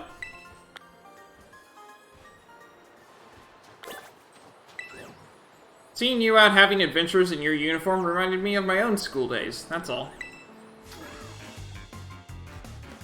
I understand. Here, in this freezing land, I've finally come to understand a great truth. Sebastian the Black Belt. As Lucario.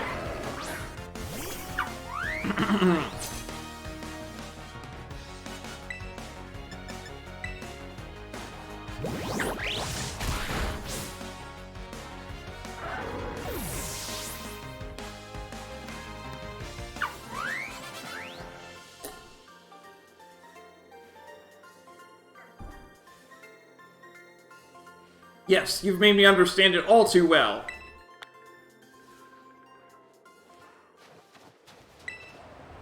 I understand now that training in freezing places just isn't efficient. You don't get strong, just sick. Aha! Choo!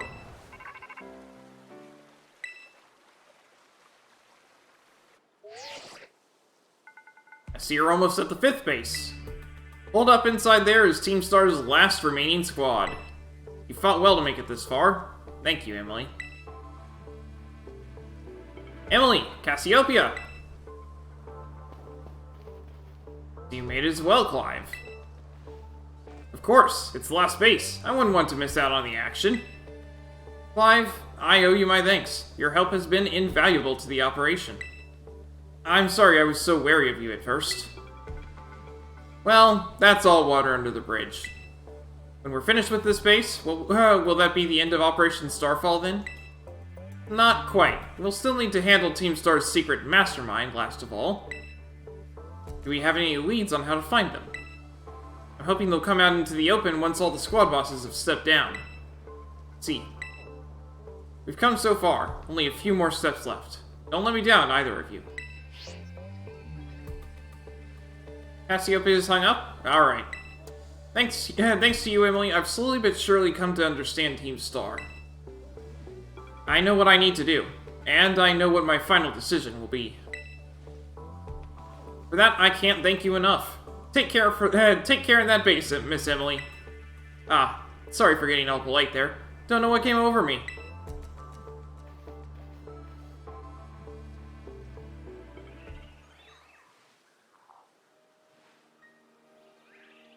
And it teleported me forward a bit. But I do still need to...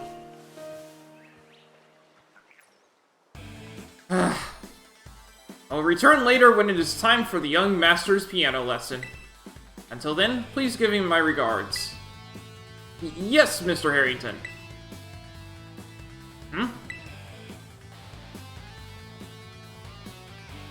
And who might you be, young lady? A friend of the young master, perhaps?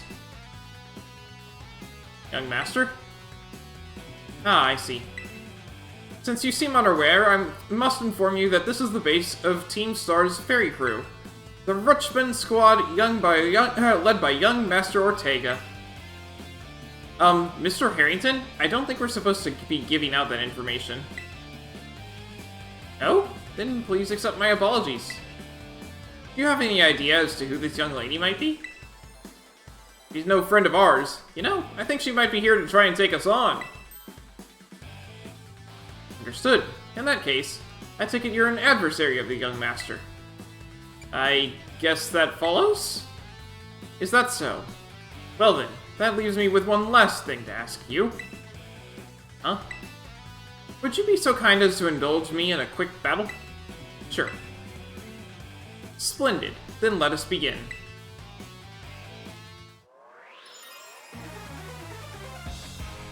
Pokemon Trainer Harrington.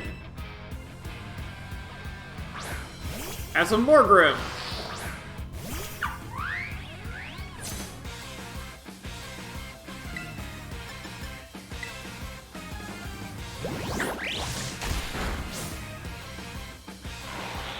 That was fast.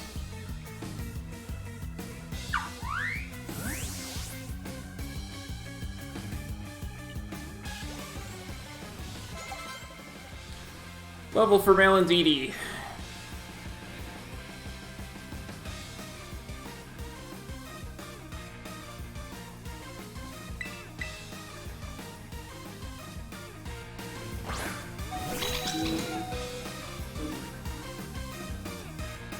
Patrum? This is... No, I'll switch.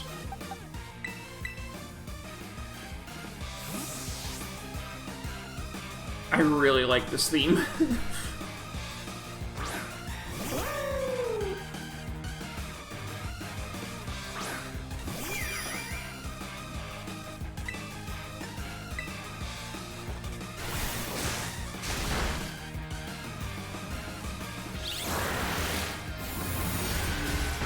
Ow.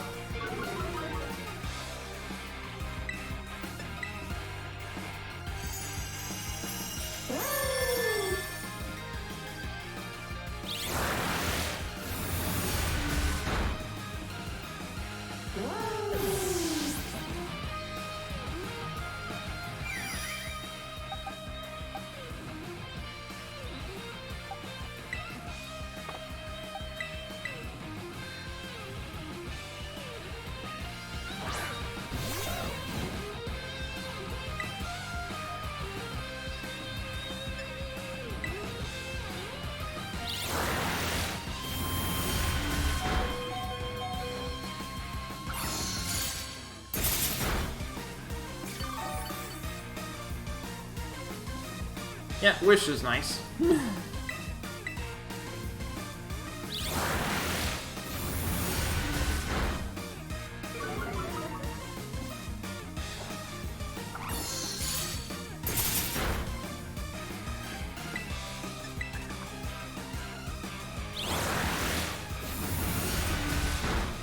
Ow.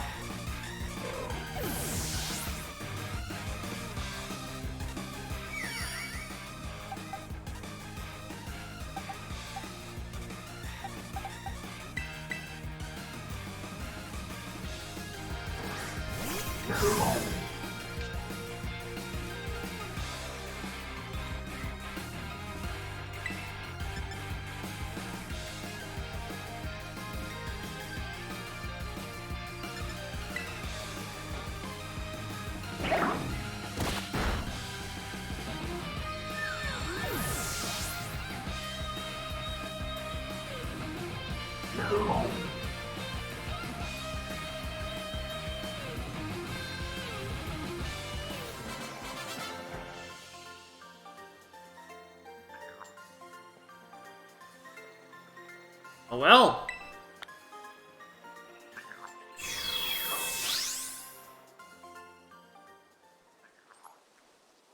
An outstanding performance. However, be aware that young Master Ortega's battle prowess far surpasses my paltry skills. You would do well to take care. Now, if you'll excuse me. Hasta la vista. That gentlemanly guy used to be the director of the academy, I think? At least that's what I heard. Now he's like tutoring the boss or something. He shows up here sometimes to take boss to his lessons. Wait, hang on. Why am I explaining this to you? There's no doubting you're here to make trouble, so I gotta go let everyone know.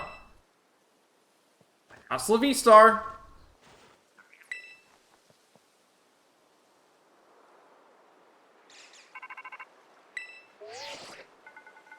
I see the guard has been dealt with. Good job.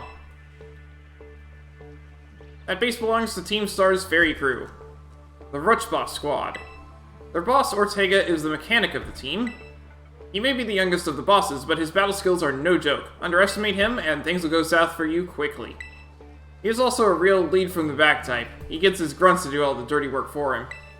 But his weak point is his short fuse. Get him good and angry, and he'll march out to the front lines to deal with you himself. In terms of tactics, there's nothing else for it but to take down all the lackeys he sends your way. Just tough it out until Ortega shows up, and go from there. Ring the bell on the gates once you're ready to kick off this phase of the operation. Time to wipe the Rutschboss squad off the map.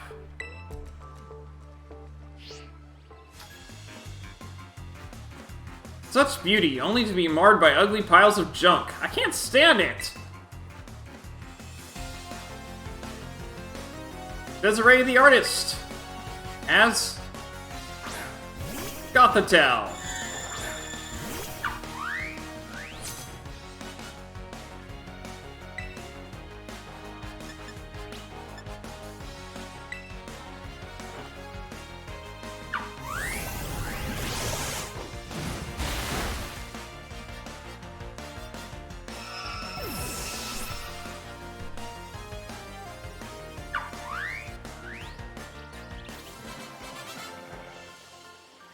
So we got a level.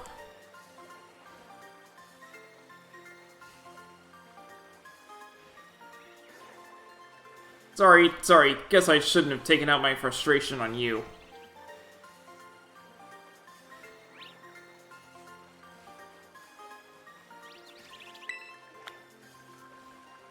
It's evolving, isn't it? Yep.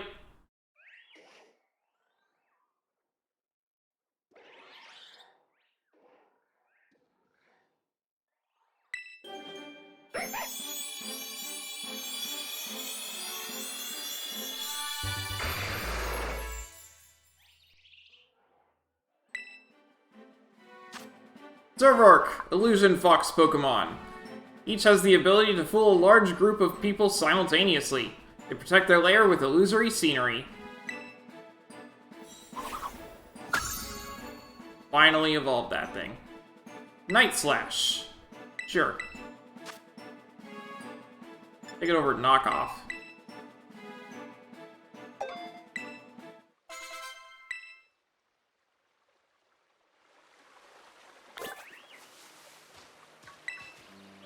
Is that one of those Team Star bases? I guess they must have put a lot of effort into building it. I came here to join Team Star. Jordy the Pokemaniac. As... Harvesta! He thinks you have the wrong type, buddy.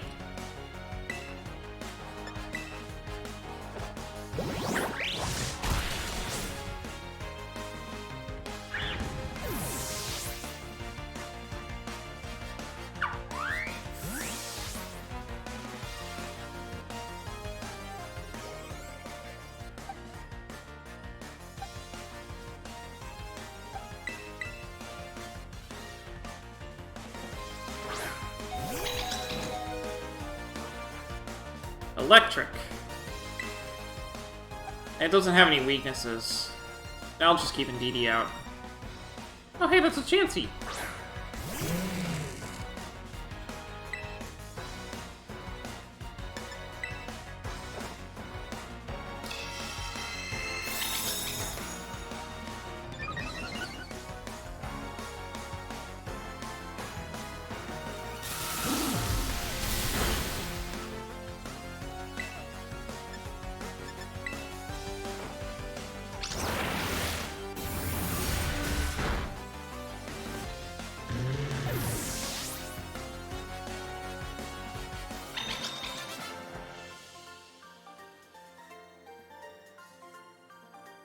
If I can't even defeat a regular road student, will I even make the cut for Team Star?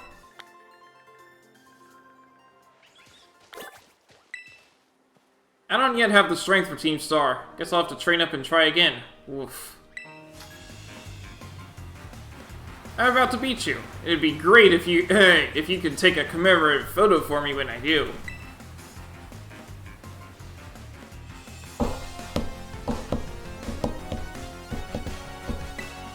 Luna has... Tyrannical. I can't make a... it's not Salty or Salt Stack, it's Gargan... It's Garga Salt. I can't make a joke like that. It's Garganical. Alright.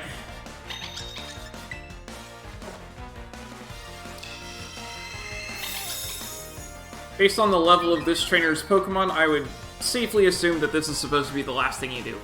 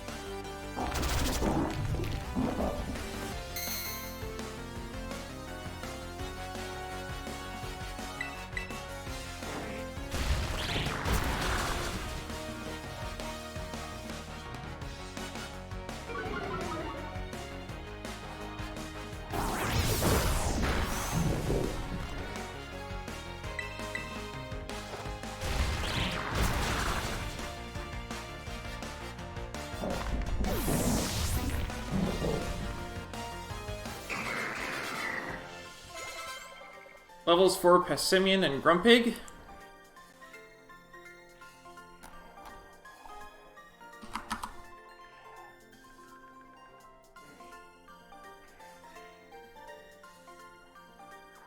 I don't need a photo to commemorate losing.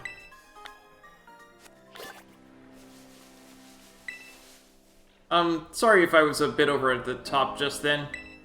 All this wide open space really gives the old emotions room to run wild. Asteroia Falls, one of the 10 sites of Paldea.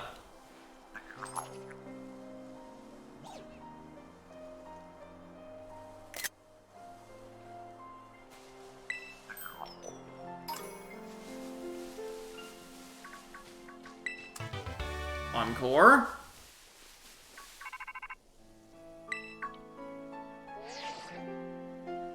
Hey there, Emily. So, rumor has it the false dragon Titan lurks somewhere in this lake, right? Yeah? But not a single person's ever caught a glimpse of it. Must be some kind of truly terrifying beast. But how are we supposed to search for a thing when we don't even know what it looks like? Sure would be handy if it just ran around crying, "I'm the Titan" or something. If only, right? Ho! Ha! Ho! Ha! Yes, the air out here truly is fine. Breathe deep.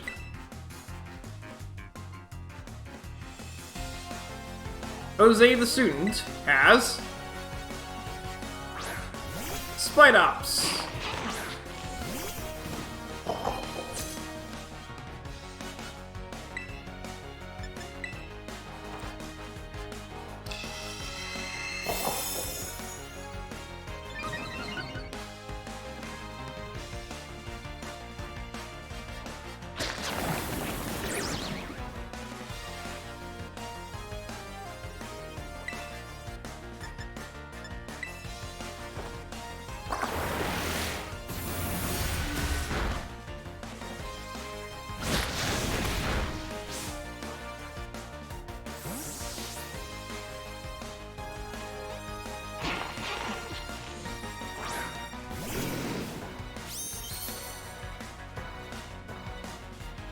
Your loss.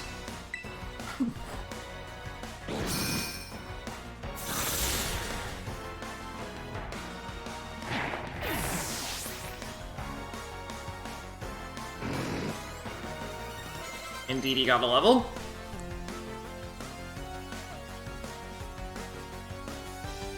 Last resort. Sure.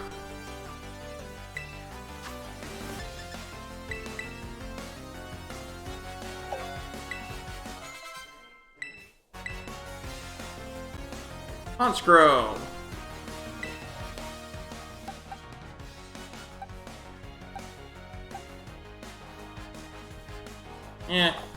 Front pig's fine.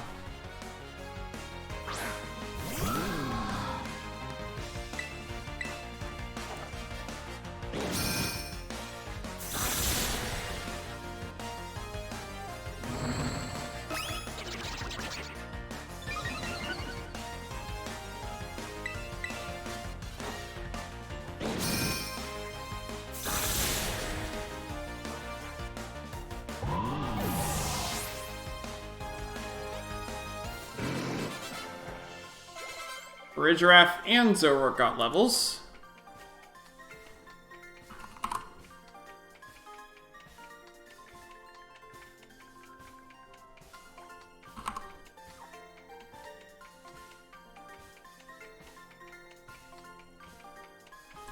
Why, I detect a hint of assault on the breeze.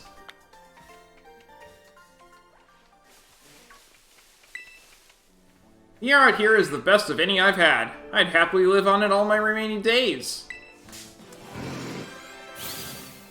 Fungus got a level, which is going to make it evolve. Oh, that's actually the minimum level for its evolution. Okay.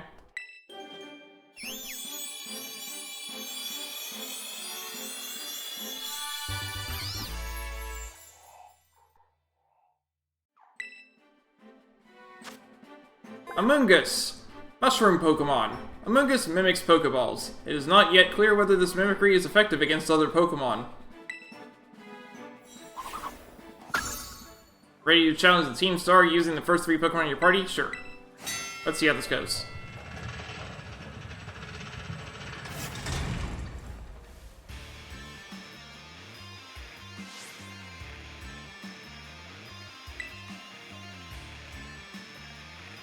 Even the smallest stars can light up the sky when they shine together as constellations. For the last bastion of Team Star, losing isn't an option. Hey kid, you listening? If you beat 30 of our Pokemon in 10 minutes, we'll call the boss out to deal with you. How's that for hospitality? Beat 30 of Team Star's Pokemon!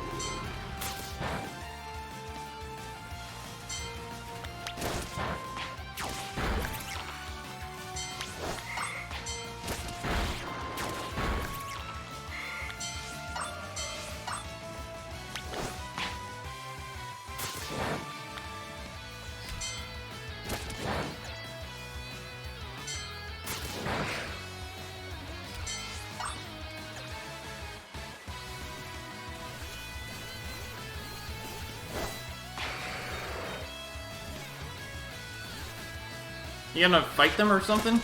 There we go.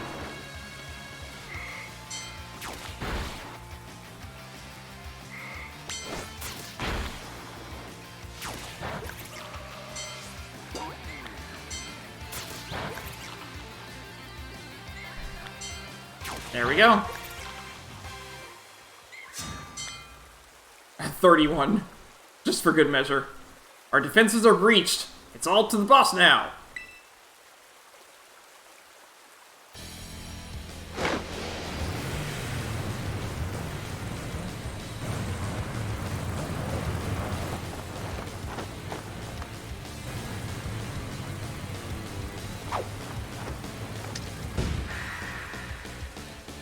Boss of Team Star's Fairy Crew, Ortega. Huh, so you're Emily. Okay. Talk about underwhelming. I was expecting someone, I don't know, a little more beefed up. Well, whatever. I don't care who you are. Not like I'm gonna lose to you anyway. If you think fairy types are all about cuteness, you're in for a nasty surprise.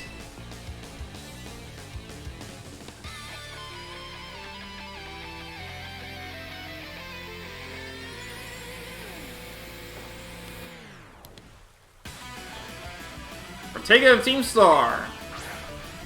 Starts with an Azumarill.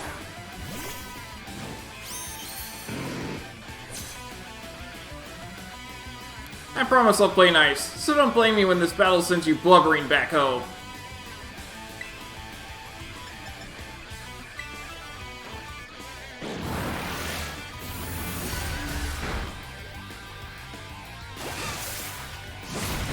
Ow! Oopsie, did you just realize how unmatched you are? If you want to give up, now's the time! No, I'll just keep going.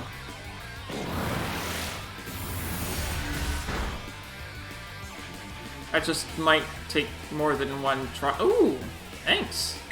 You missed. Ha! Power Gym.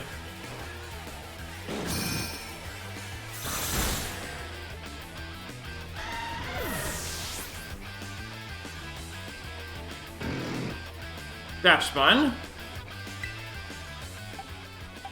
I don't have any. Oh, here redo. No, I do. Lamora. I want to get Toxic Debris out there. And Dash Bun is perfect for it, because it's a physical attacker.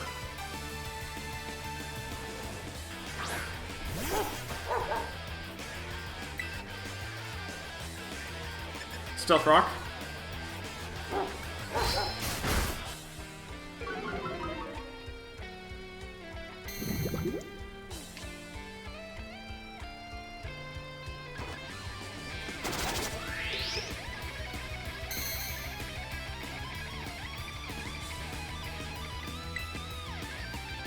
Mortal Spin.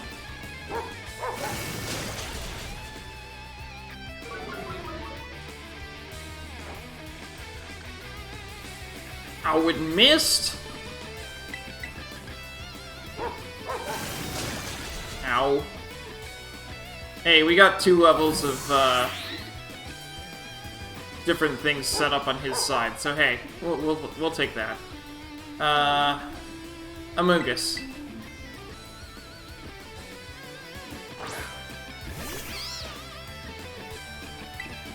Toxic.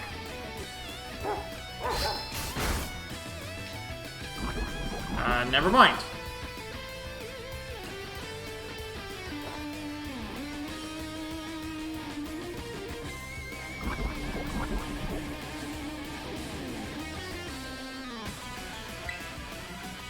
Giga Drain. That's fine.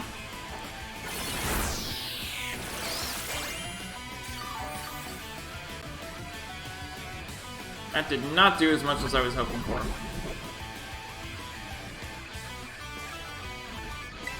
Here's Smog.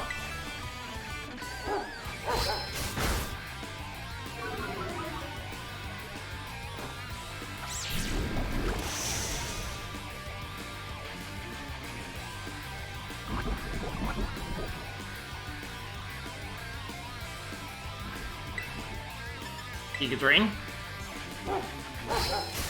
Ow. That's okay.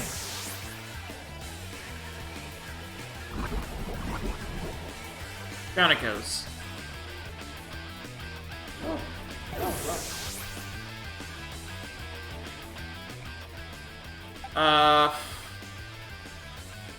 Furry giraffe. Yeah, furry giraffe. Wigglytuff. Alright, and it's now poisoned and took damage.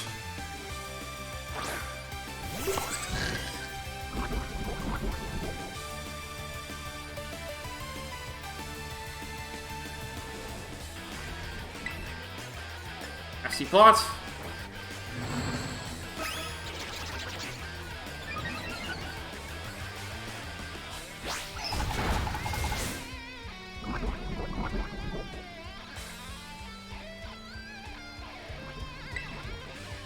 Twin Beam.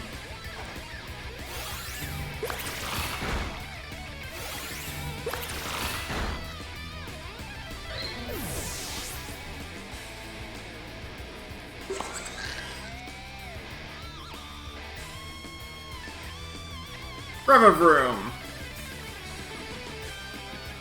What the heck? Why is my team on the ropes? That's totally not fair!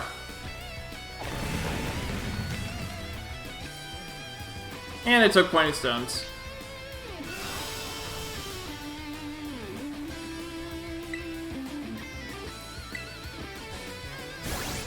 Magical Torque. Ow.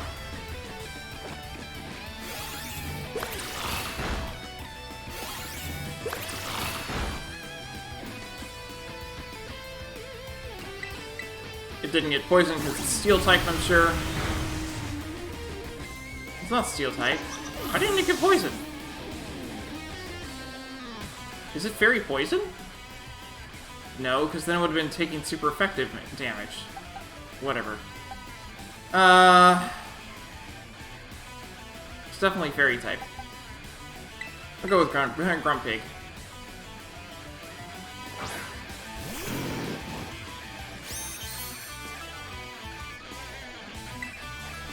Rest.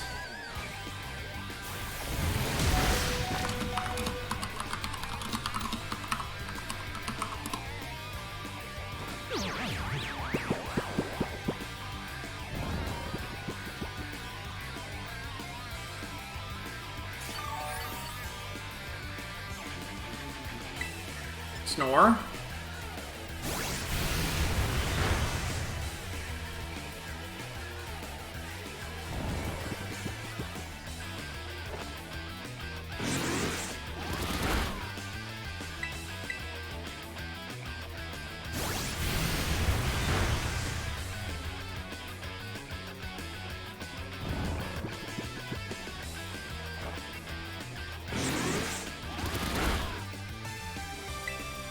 Rest.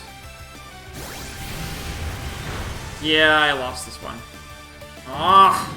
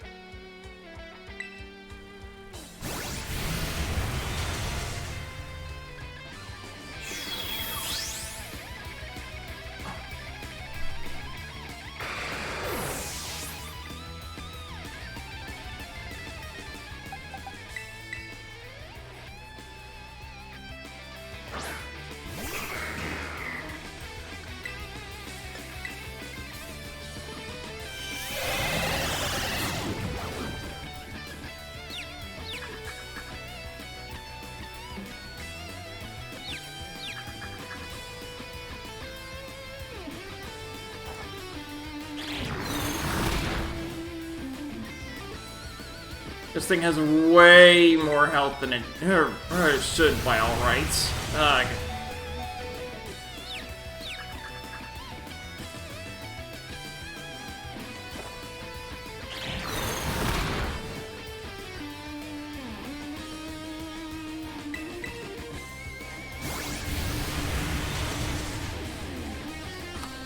Amazingly, that's my first loss for today. Amazingly. Alright.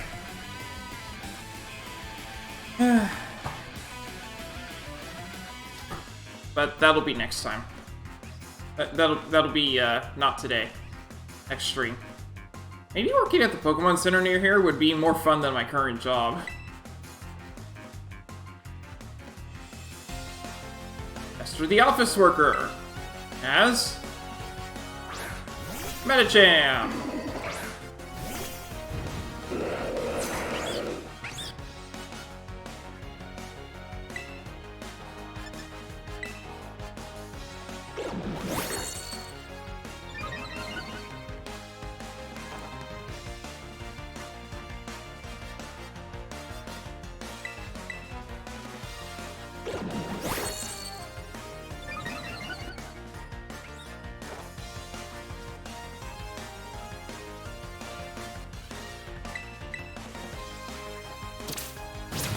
Ow.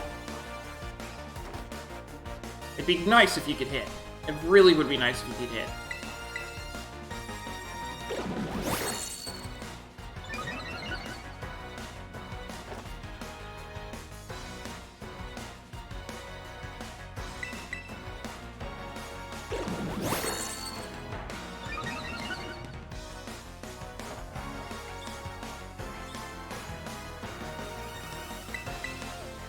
I've attacked 5 times and hit 0 of them.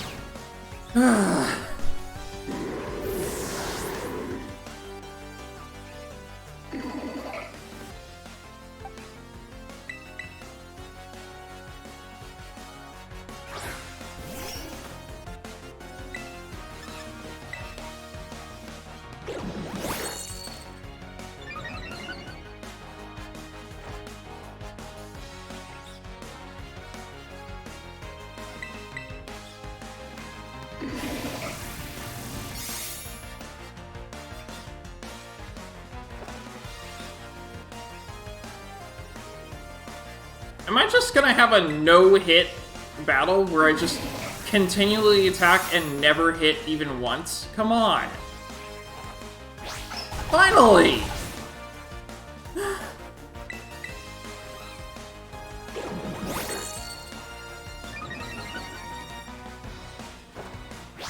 There we go!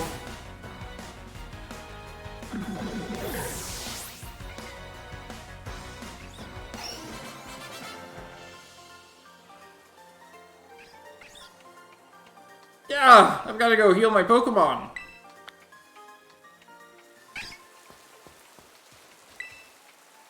Kids like you must keep the workers at Pokemon Center busy all the time! Yep, definitely. The power of music can bring joy to the world.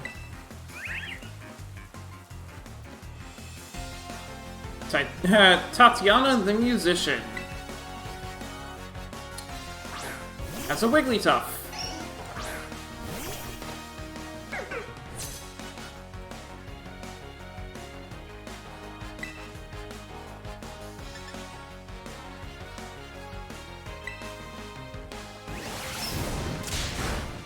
Ow.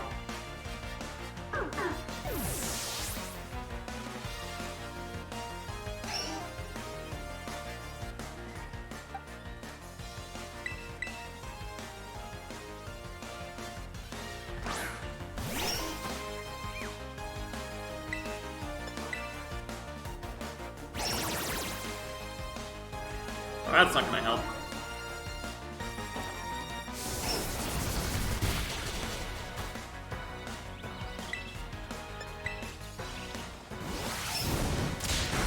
Ow. I think I'm gonna lose just from Double Edge taking out all of its health.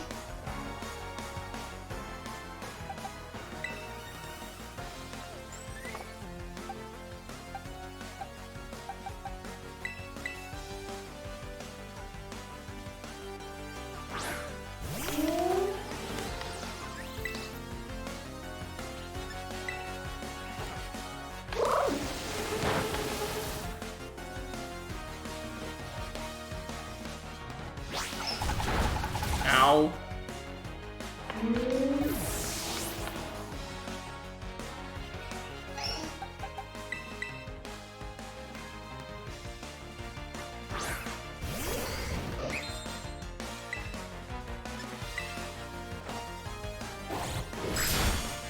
Oh, that helped.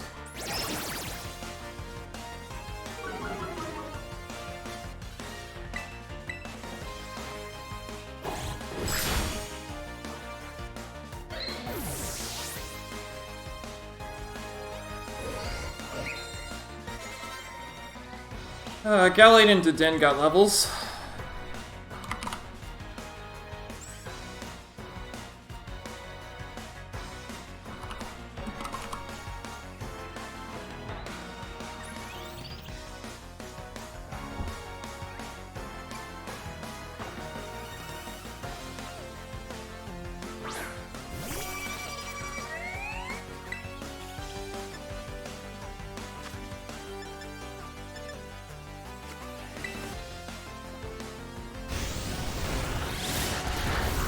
Ow.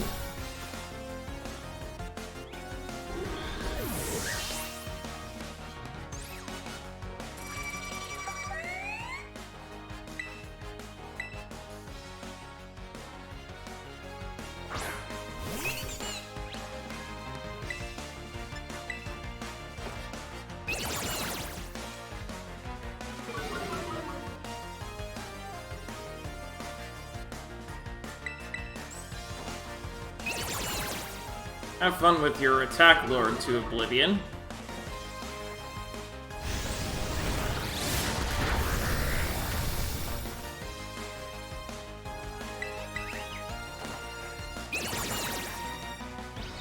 I know it's a physically attacking Pokemon, so with -6 attack, it's probably not going to do very much.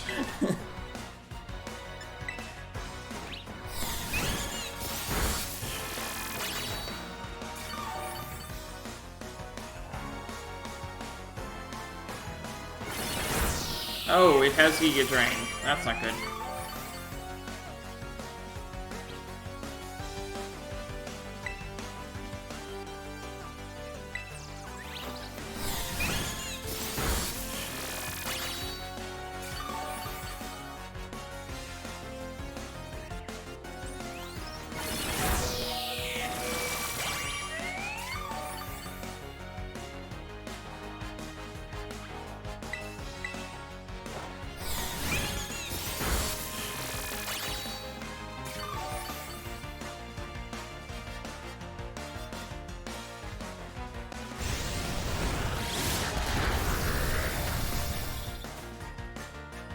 Thank you for the free turn.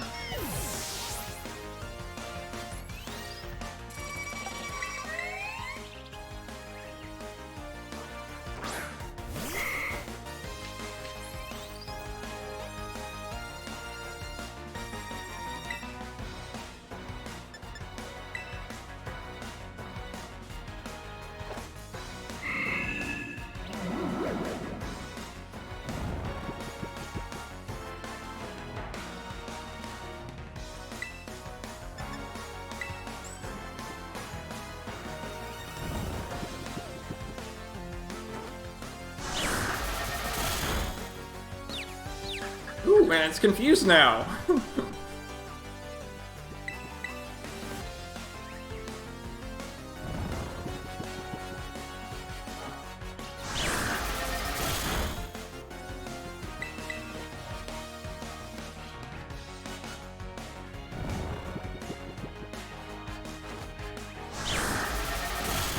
Haha, down you go.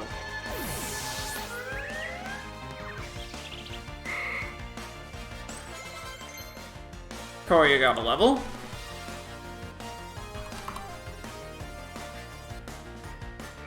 I'm gonna leave it there. Sure. Let's get rid of Charm.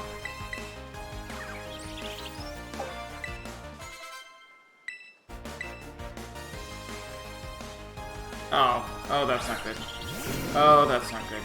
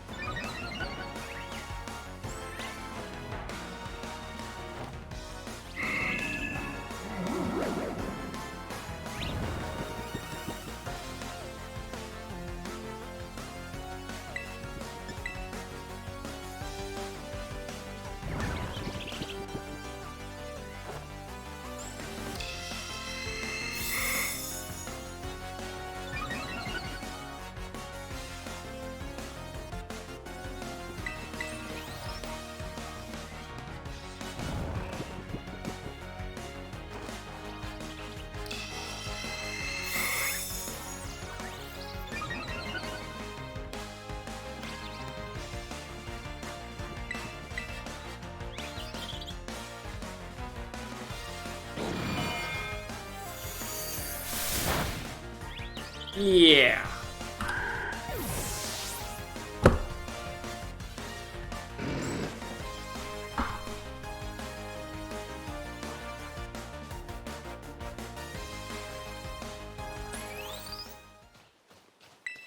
This is so boring. My boyfriend and I came here for a picnic, but I guess I've got some free time to battle you. Jemina the student. As a skill villain.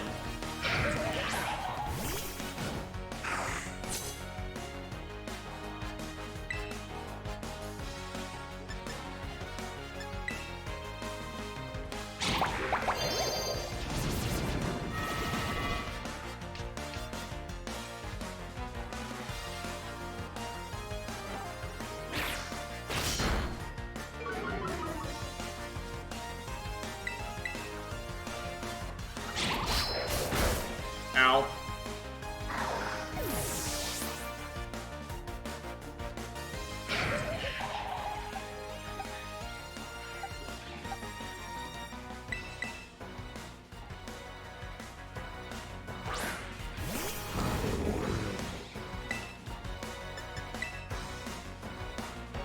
Ow.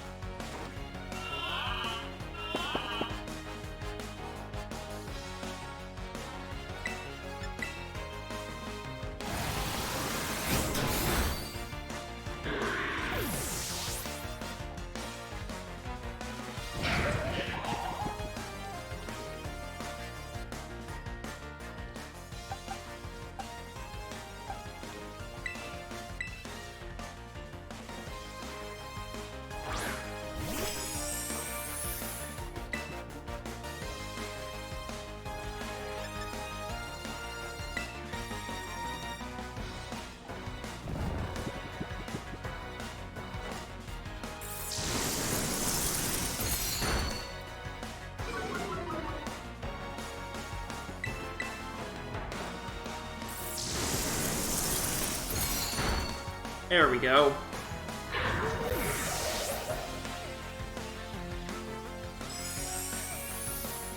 Bagon got a level.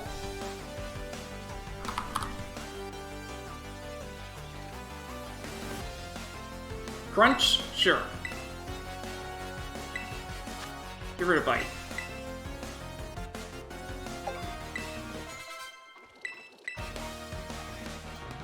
Adderine.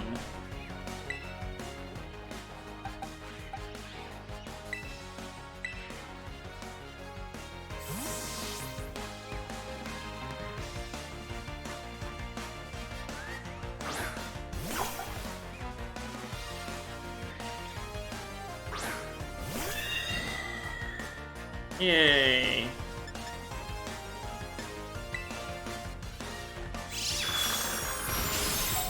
Ha! Mirror coat! Eat that! There's my fourth trainer. Big Guy got another level.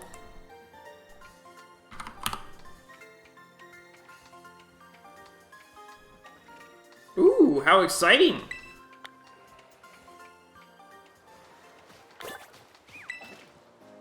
Honestly, who goes on a picnic for a date? Aren't picnics for kids? No.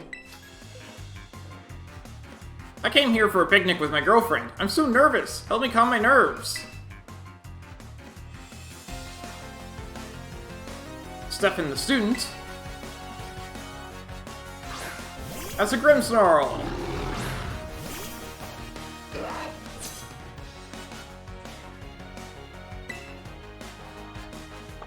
That's a very good way to lose Bagon.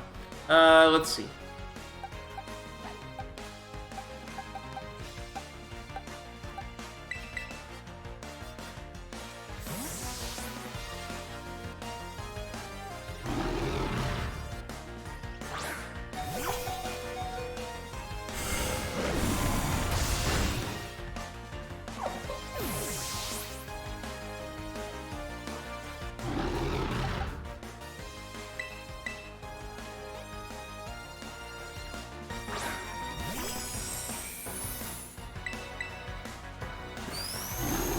That's fine.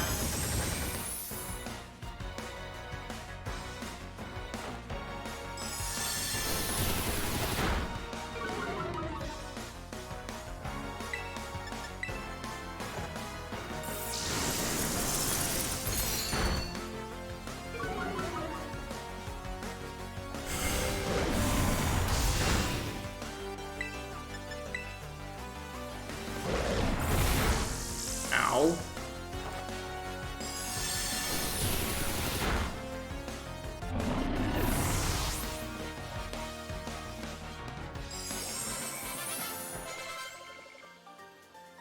Got a few levels. No, I'm still nervous. This was such a big step. Is a picnic too much, too fast?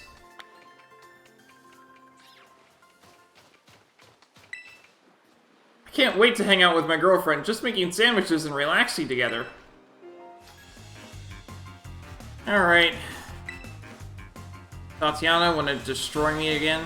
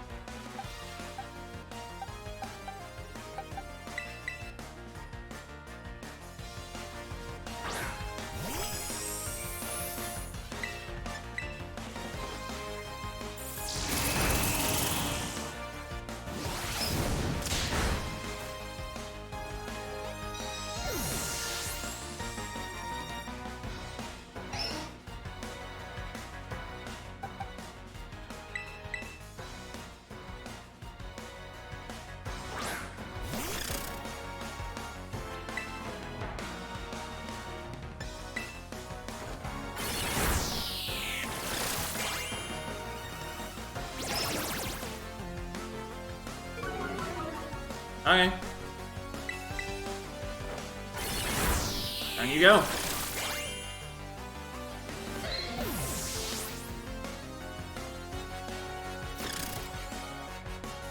Level for Greetant.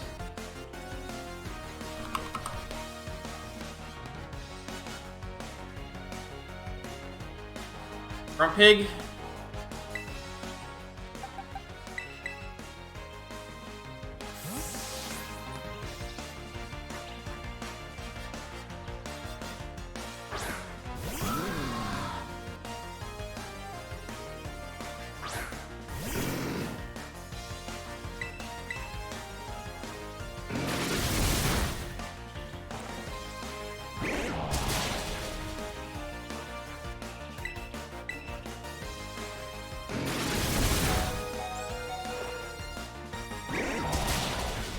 Hey!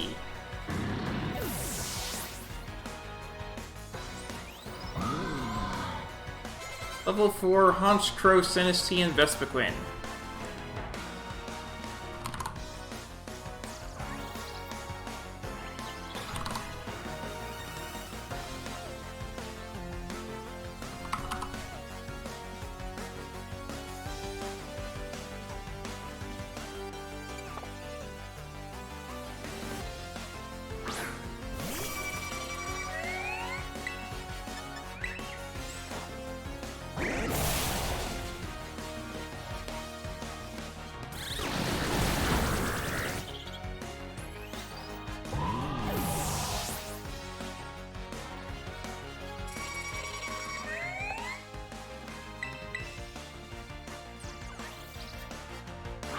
I might actually win. Maybe.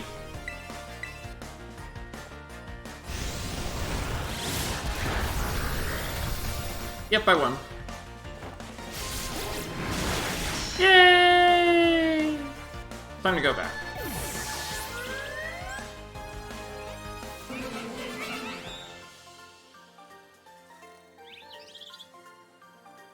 Bow to the power of music!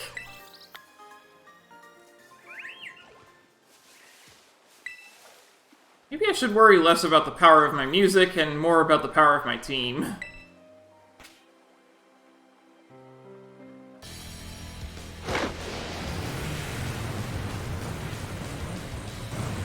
Let's see how this goes.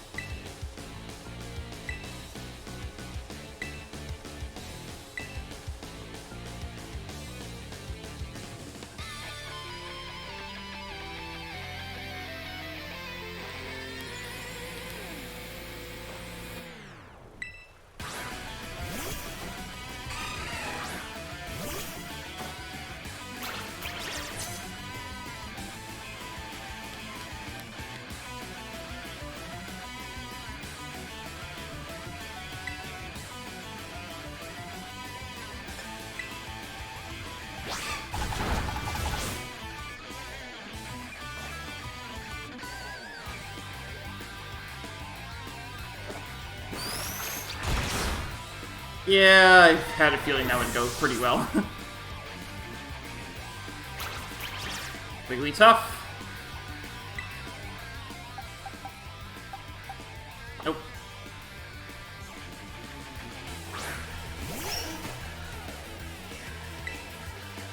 Body slam.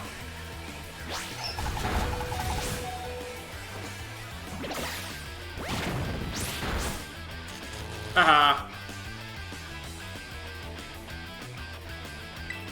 Rest.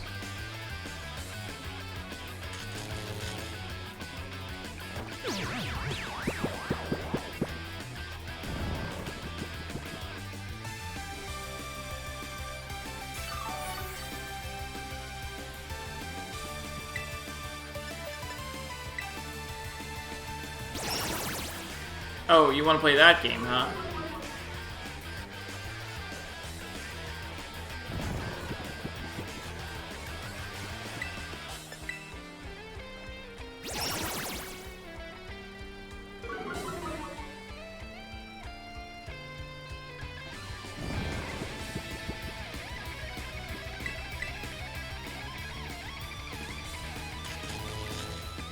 Ah, darn it.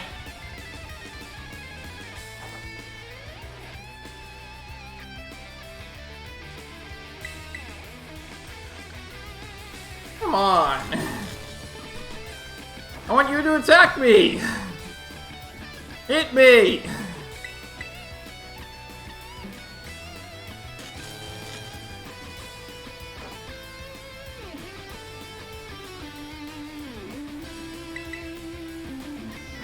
There we go.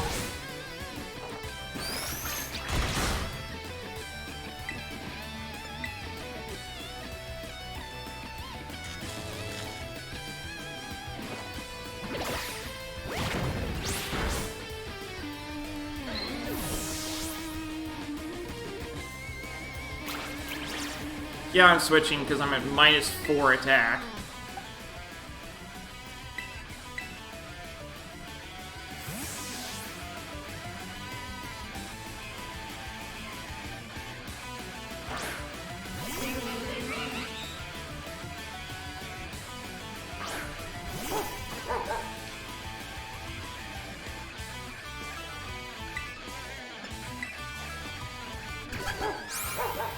You do that.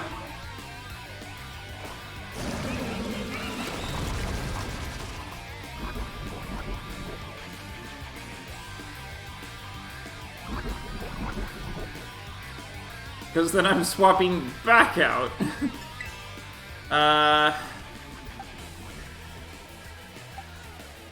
You.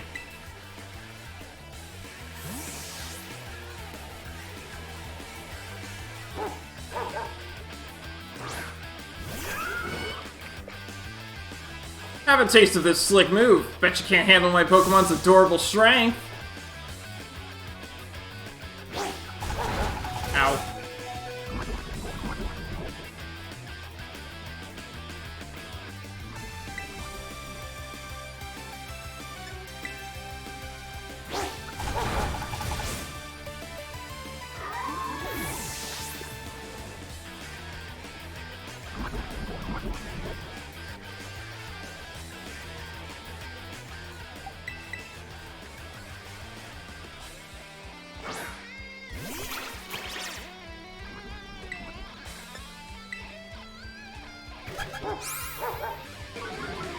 You do that.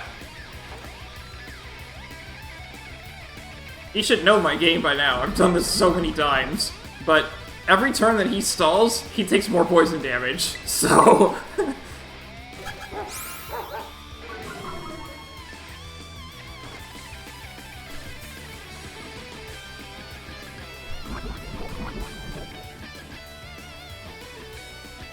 He's got one turn left. Doesn't matter what he does. Rest. Ow. And rest.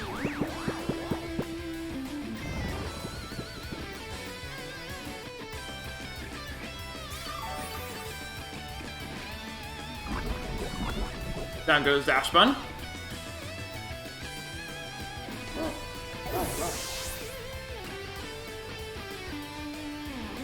Revivroom. I don't get a chance to switch out, do I? What the heck? Why is my team on the ropes? That's totally not fair!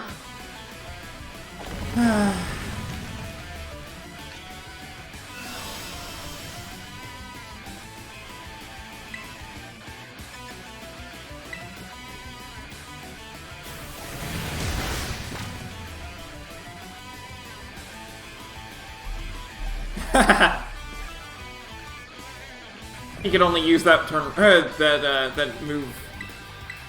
Well, no, actually, you can use that move regardless of whether there's stuff on the field, but he just got rid of his advantage.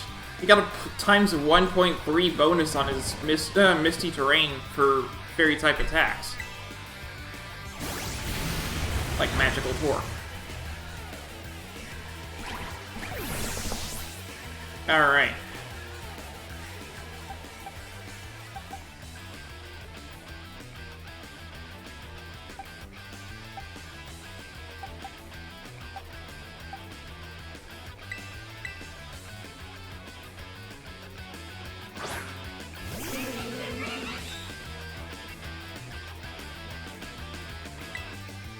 Toxic.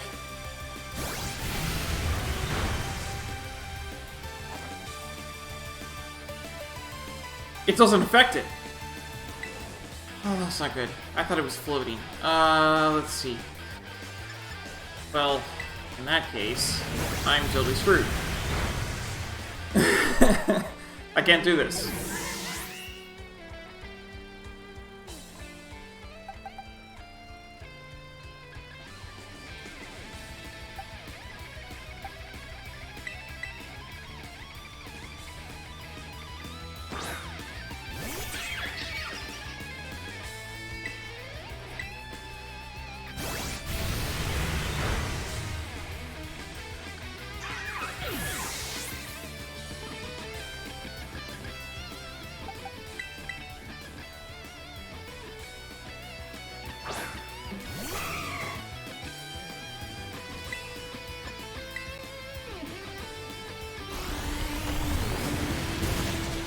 Ow.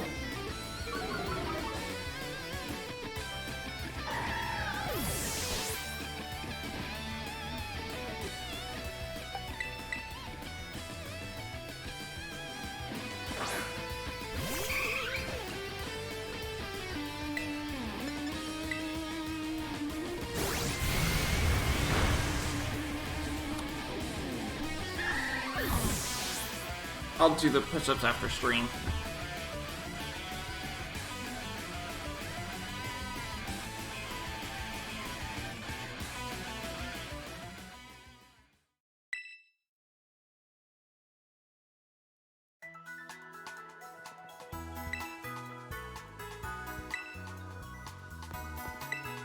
What's my reward? Defeated 6 trainers. And we get... Leaf Storm! Alright.